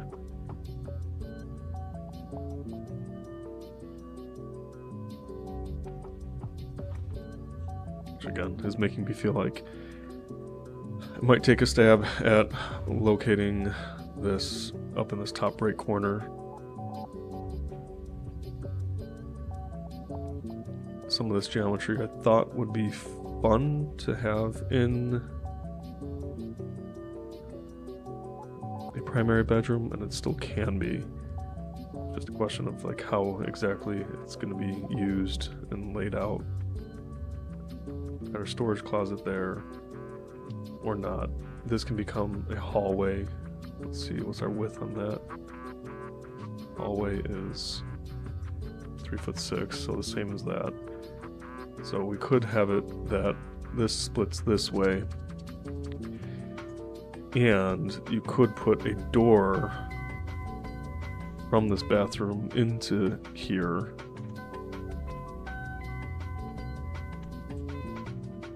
So that it could work as sort of an ensuite for that bathroom. It's an interesting thought.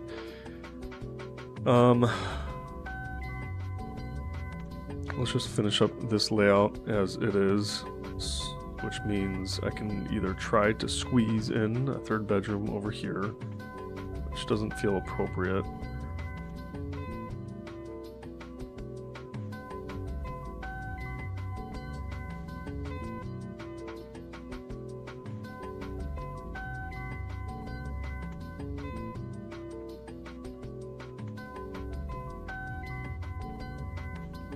Either way, it seems like I'm just going to remove that wall now, so I know I'm going to have a beam that runs across to pick up the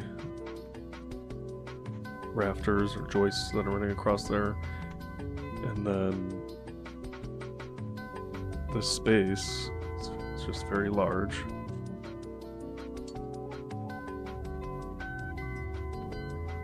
But, I mean, this feels better for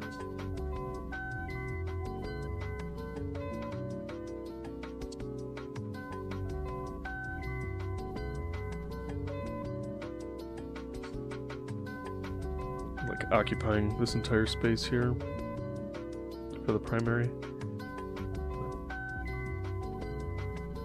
What was my width on this? I'm still only at 3 feet. It's not very wide for this whole turn here. Yeah, something's just making me feel like I'm going to get crunched out of space here. Because I know I'm going to want to move that another 6 inches. And this is just starting to feel way too narrow.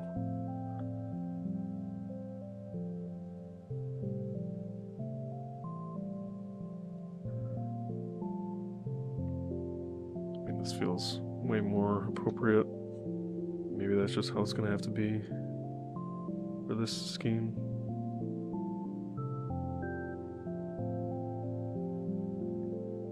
So that you're not walking into the foot of the bed.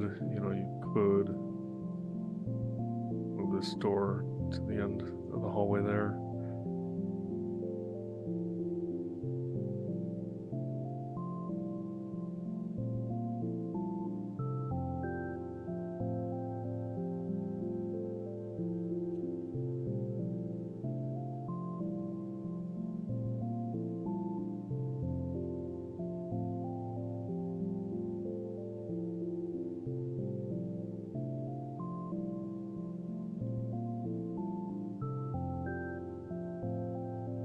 And then this is going to have to become a corridor that gets you, or not even a corridor, but you can close it off there. You can bring this across. This door will return the swing to it and relocate it here. Have another small beam running across the top there.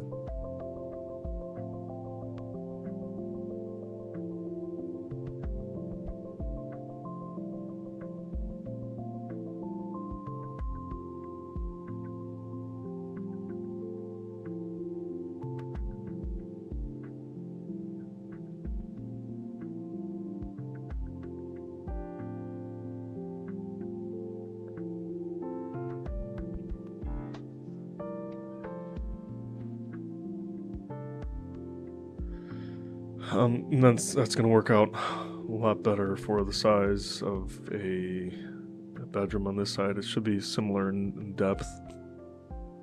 I mean, from interior wall to exterior, we were at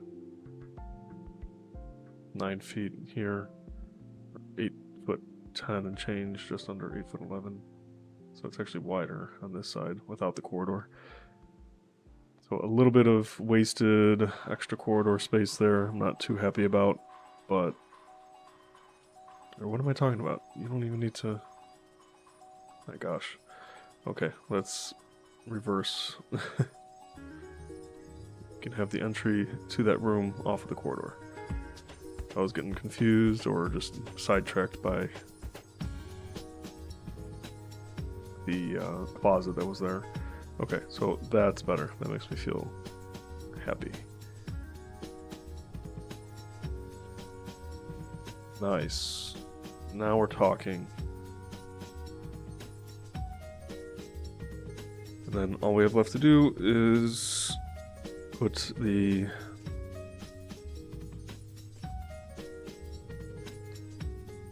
primary bathroom here. So that looks like it should be enough space to play with.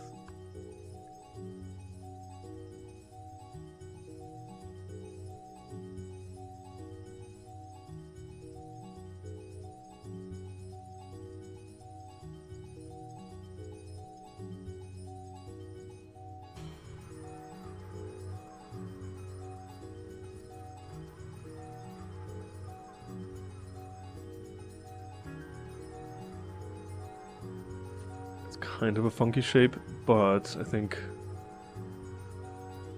let's see how we can work this out. In here we will also want a double vanity. I'm just going to copy everything that's here essentially, except for that.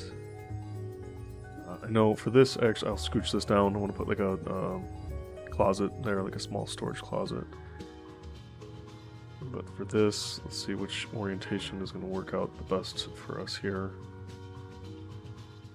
Would be nice to get some daylight in here. On here, I'm just going to throw in our 97, 130, so I know I've got enough room for another wall to come out this way.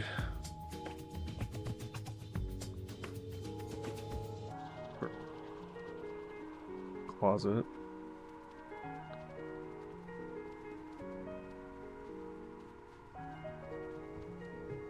And they're gonna have a full width closet.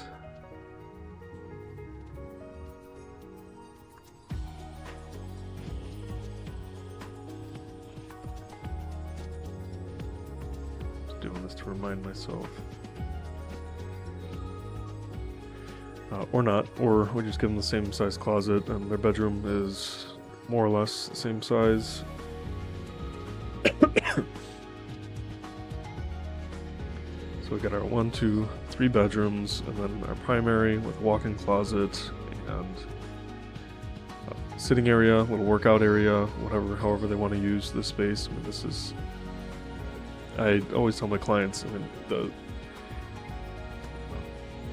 these fun little bump outs and in spaces are really nice for architectural features, but it also helps to delineate the spaces. So if this is your sleeping area and you did have your yoga mat or something in this area, or Peloton in the corner here, it helps kind of just separate the spaces. You can put a cased opening if we wanted to. We can see how that's going to look, just letting that 2x6 wall run across there with a cased opening. Then you might want to move this door more into this space. You can put a day bed here. There's so many options that these fun ins and out spaces create for you. But in looking at this, I know I am actually going to want to probably split this up and utilize, before I forget, make this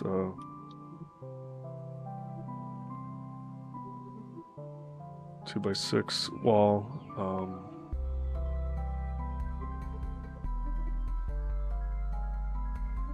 I'm probably going to want to use this extra space for something in the bathroom. And I'm making this line up here. I mean, if we wanted to get it close to 100 square feet, we can. So I've got a little extra play space there. I was just trying to line that wall up with the other side, which has no purpose to be that size. So let's make this 11 feet like the other rooms.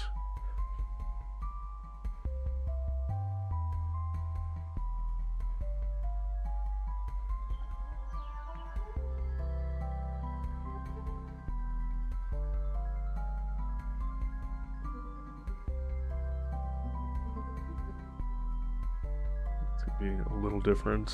That's okay.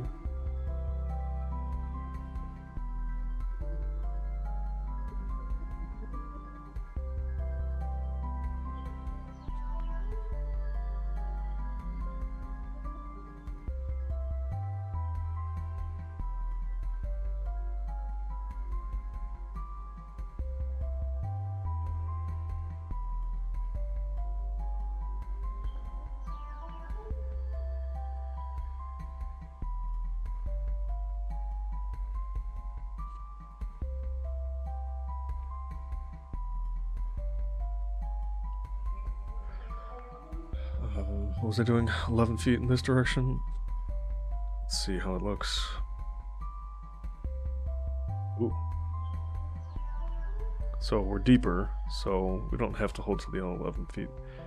But it might be nice to have like a solid dimension on there. Where was I at? 9'6". As long as it's... And I know we're eating up some square footage with that, but it's okay. 9'6". Well, let's just keep it.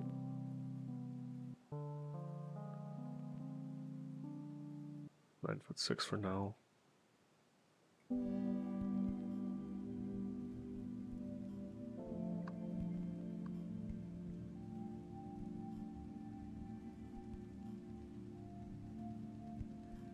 And that's the thing with architecture, you know, you can have a room that's configured a little slightly different but feels a little smaller because it has this nook and it's not really usable space, but it's in the room. So This room is technically 4 square feet larger than the other rooms. But it feels appropriate, so I would like to try and get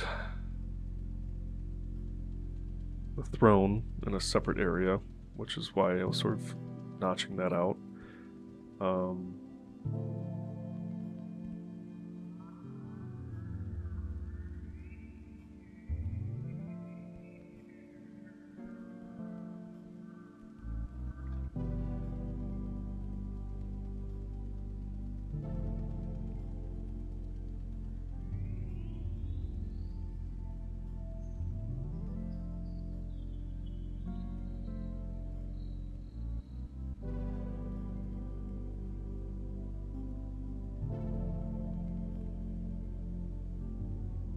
Group these together for now.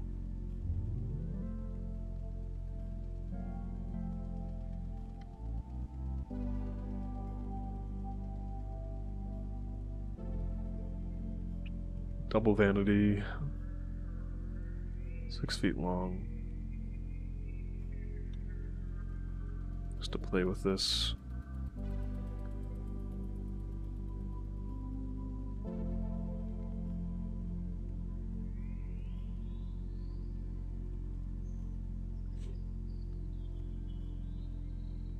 Save and a sip of coffee.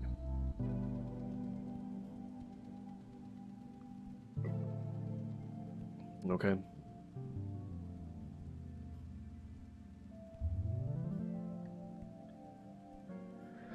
Four feet is usually like more than safe to have like a piece of furniture or like a bench at the base of your bed or a TV on the wall. So I just want to make sure I'm like kind of playing with the right dimensions here. I did move this back, and even if we wanted to like pull this and reveal some of the corner, but I'm kind of banking on the fact that this has a light at the end of the tunnel here. The question would be like, does it feel like too long of a way to walk to get to all of these rooms or doors? And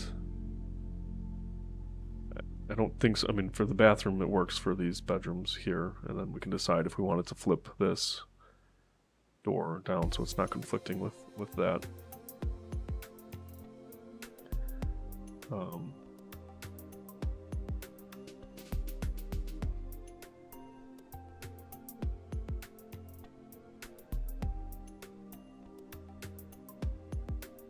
Let's get back to this here.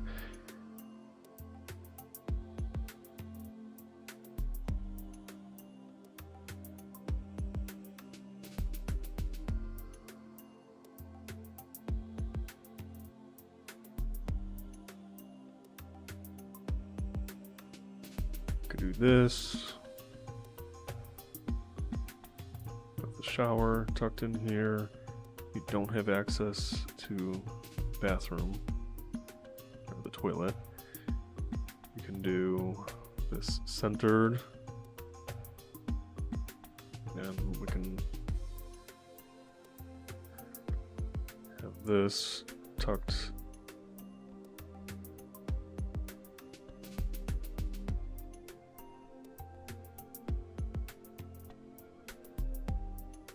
how was I going to do that? Tucked back into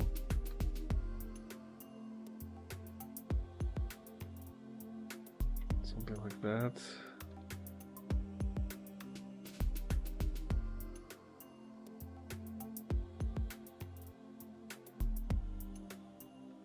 Don't really want to put the plumbing on the exterior wall.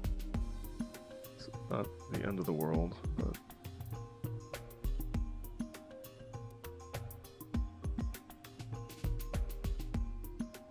we can squeeze that down a couple inches. This might be forcing it, but let's give it a try. Put a sliding single pocket sliding shaker in here.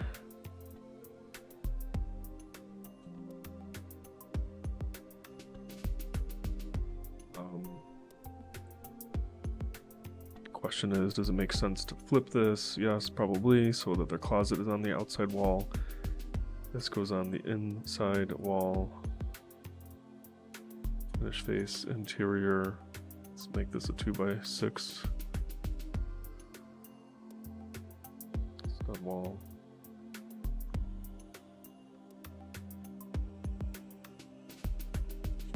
And we'll recenter all this later.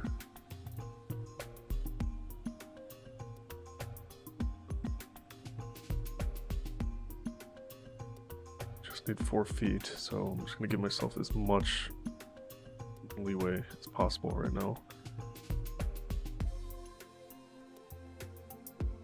Let's flip this to our plumbing wall.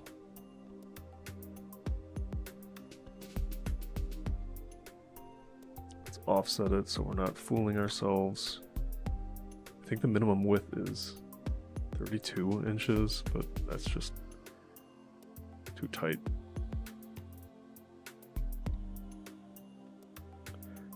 That's saying minimum width for like a separate throne room.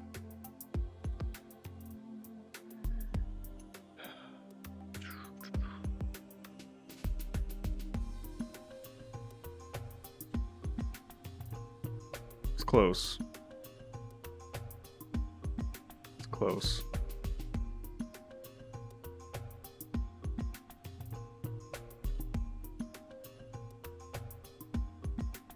Shower is becoming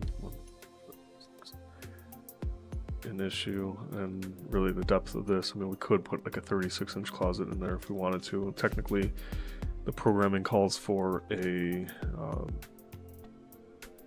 4th bedroom to be convertible office, so the fact that that's actually like more square footage and now deeper.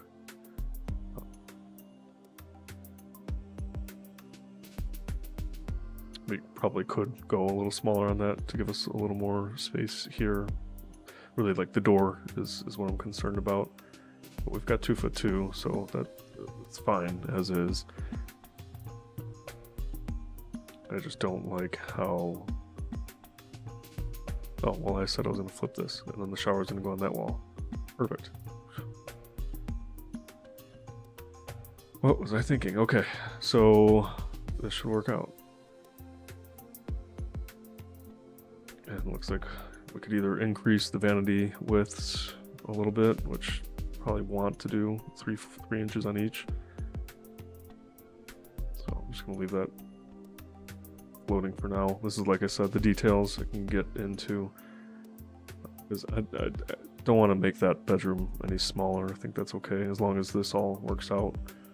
It's just gonna be like the question of this. We've got that separate room. We've got our wet wall along the back, not the exterior wall, so we don't have to bring it in any additional space for insulation, so that's good.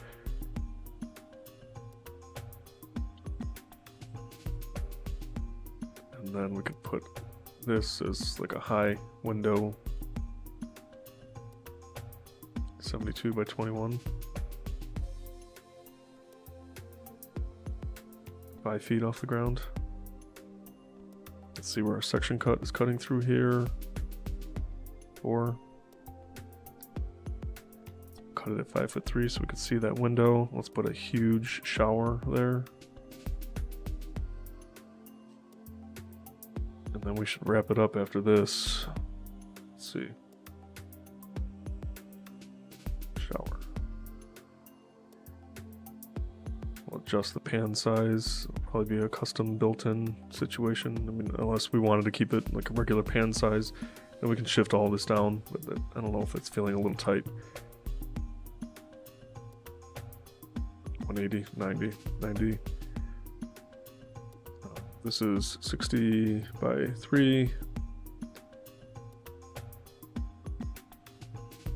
72 by 42.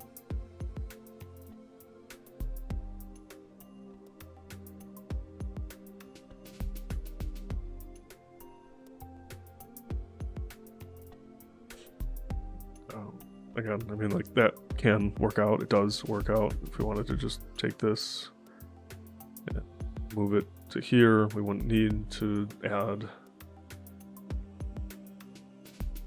any depth to any of that. And then we can just take this and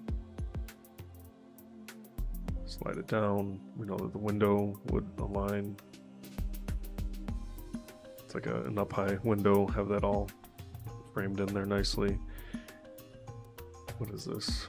28. I want it to be 30.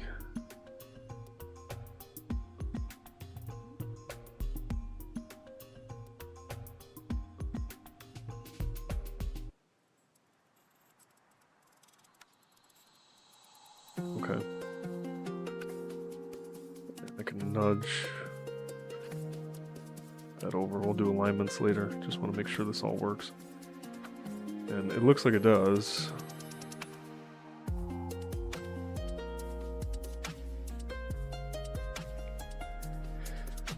It's just like a question of whether or not this space feels a little tight.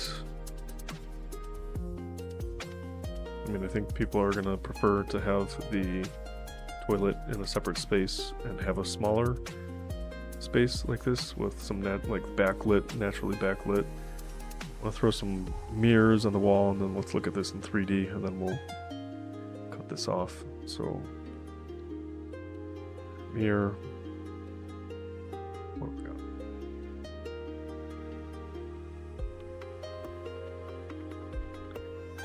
$24. 36, second level. Up 4 feet, sure. See how that looks.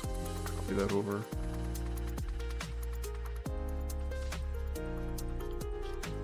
And then the flooring.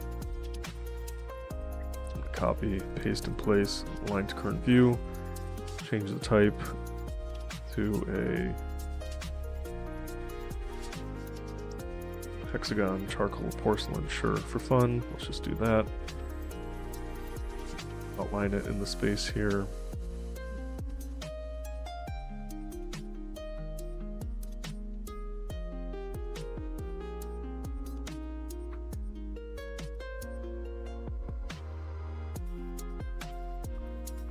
Take a look in 3D at our wonderful masterpiece.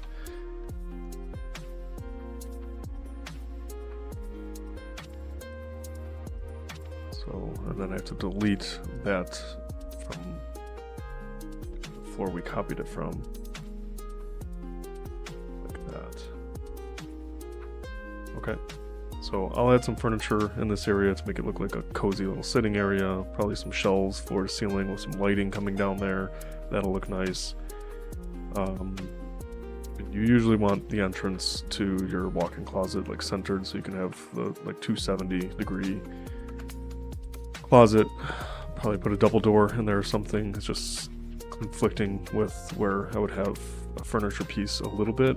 So maybe we want to propose an offset situation. We can see how that looks. But yeah, let's put this in presentation mode here. See how we're looking overall. I like it. You come up the stairs as a priority for the homeowners. You have first access to the stair. For younger kids, they're a little further away from the stair if that's a concern of yours. We've got the walk-in closet, we've got the ensuite. What I do still, even though these areas are separate, I mean, you could technically close this off here and put a walk-in somewhere around here, but it still has this kind of walkway corridor that runs across there. And we've got our 2 bedrooms with a third convertible that could be an office up here.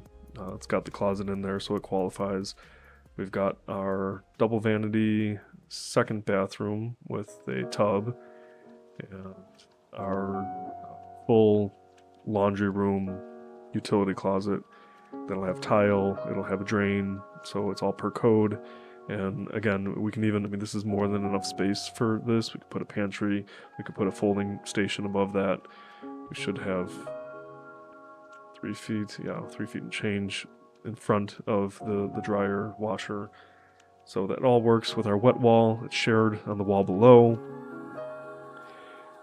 This has a very architectural look to it. With let's just align this now before we hop out.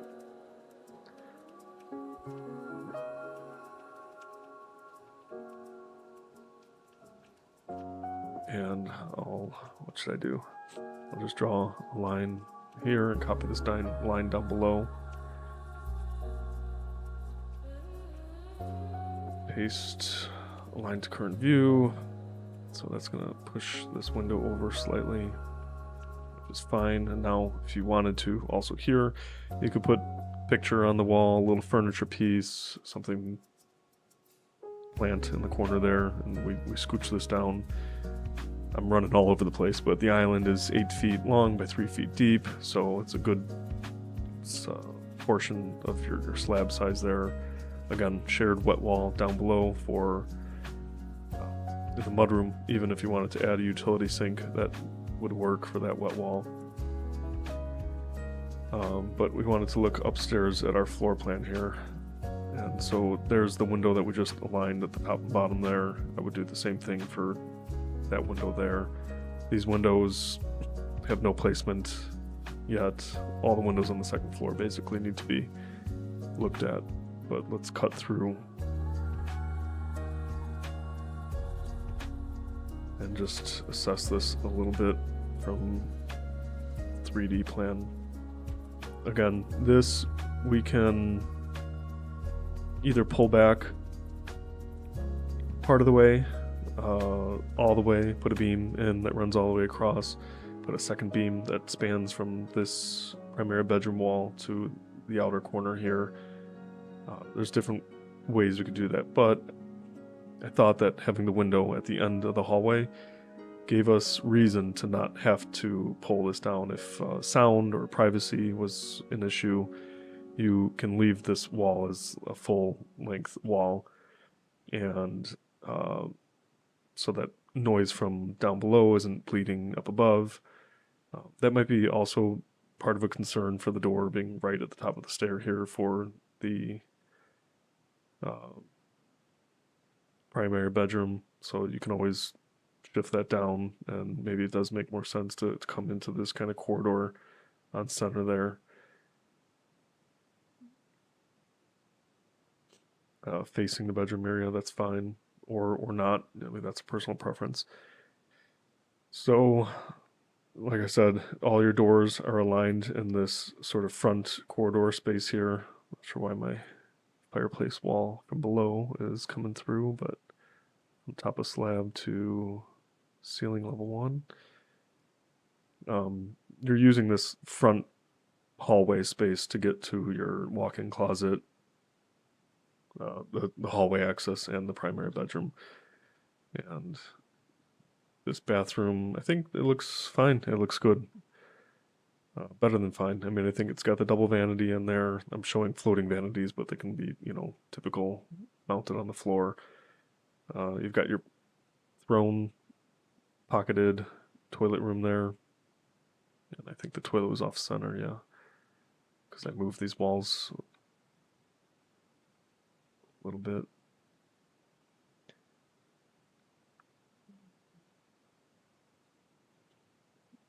That's feeling good. So let's do some closing remarks, and the next session we'll get to drawing up elevations. So what are closing remarks here? Closing remarks. Let's think back to where we were. I mean, I made some minor adjustments to the floor plan that gave us a little more space in the mudroom and decreased the space in the entry foyer, which is, again, it's a list of priorities, but at least making them equal seemed fair in this floor plan, since in most homes, people are accessing their homes from the mudroom, which is either at the back of the house and or just not the front door. Front door is a very public space. Even if you are going in and out of that space, the home is designed to sort of protect the privacy of the home towards the back half of the space. But we made that adjustment. We looked at some furniture layouts and different configurations for the rooms downstairs. But most importantly, moving upstairs, we had our stair location set. We had our load-bearing wall in the center of the home running from front to back. We transferred our wet wall from the first floor powder room down below and mudroom if you want to put a utility sink in there. We transferred that wet wall to the second floor, and that gave us a starting place for where some plumbing could be. We worked out where the hallway could or should be on the second floor just based on the sizing of the rooms. And for me, at least in this plan, I like how it ended up at the end. I'm not sure if I'm going to continue exploring flipping the primary bedroom to the back of the house. It just doesn't seem necessary. And like I mentioned, also, I like the unique spaces that result from the front of the house, architectural gestures, I'll say, from the walls being pushed in from that entry going all the way up vertically. It creates for unique opportunities for dividing the primary bedroom into your formal sleeping area from your sitting area, lounge area, day bed, workout space, whatever it is. And I actually really liked that it worked out so that we had sort of this corridor within the primary bedroom that links you to the walk-in closet, the hallway access, and your primary bathroom. That last little primary bathroom or ensuite configuration was a little bit of a puzzle there. But remembering some small things like always getting your wet walls, not always, but it's helpful to have them at the interior so you're not wasting up to 6 inches of space for additional insulation that you would need behind your piping. That really helps. So that's where we're at today. In the next session that might happen tomorrow or Wednesday, Thursday this week, we'll see. I'm going to start on putting the design package together for the several designs that have come out of this sort of modular house. It's not modular in the sense that it's fabricated, but it's modular in the sense that the spaces can be used in a variety of ways. And then there are some design options that we're going to show or propose. One of which being the single slope shed roof versus gable style pitch. I think that's going to make a huge difference in terms of the home looking more traditional versus way more modern. And again, I think it works in both applications. This home was specifically designed to be flexible in that way, to have these small variations that can make a big difference in the home and how it's used or how it's perceived. So anyway, if you tuned in to this session, thanks. Leave some comments down below. Let me know your thoughts. And if there's anything else that you want to see, feel free to share. Again, thanks for tuning in. We'll see you next time.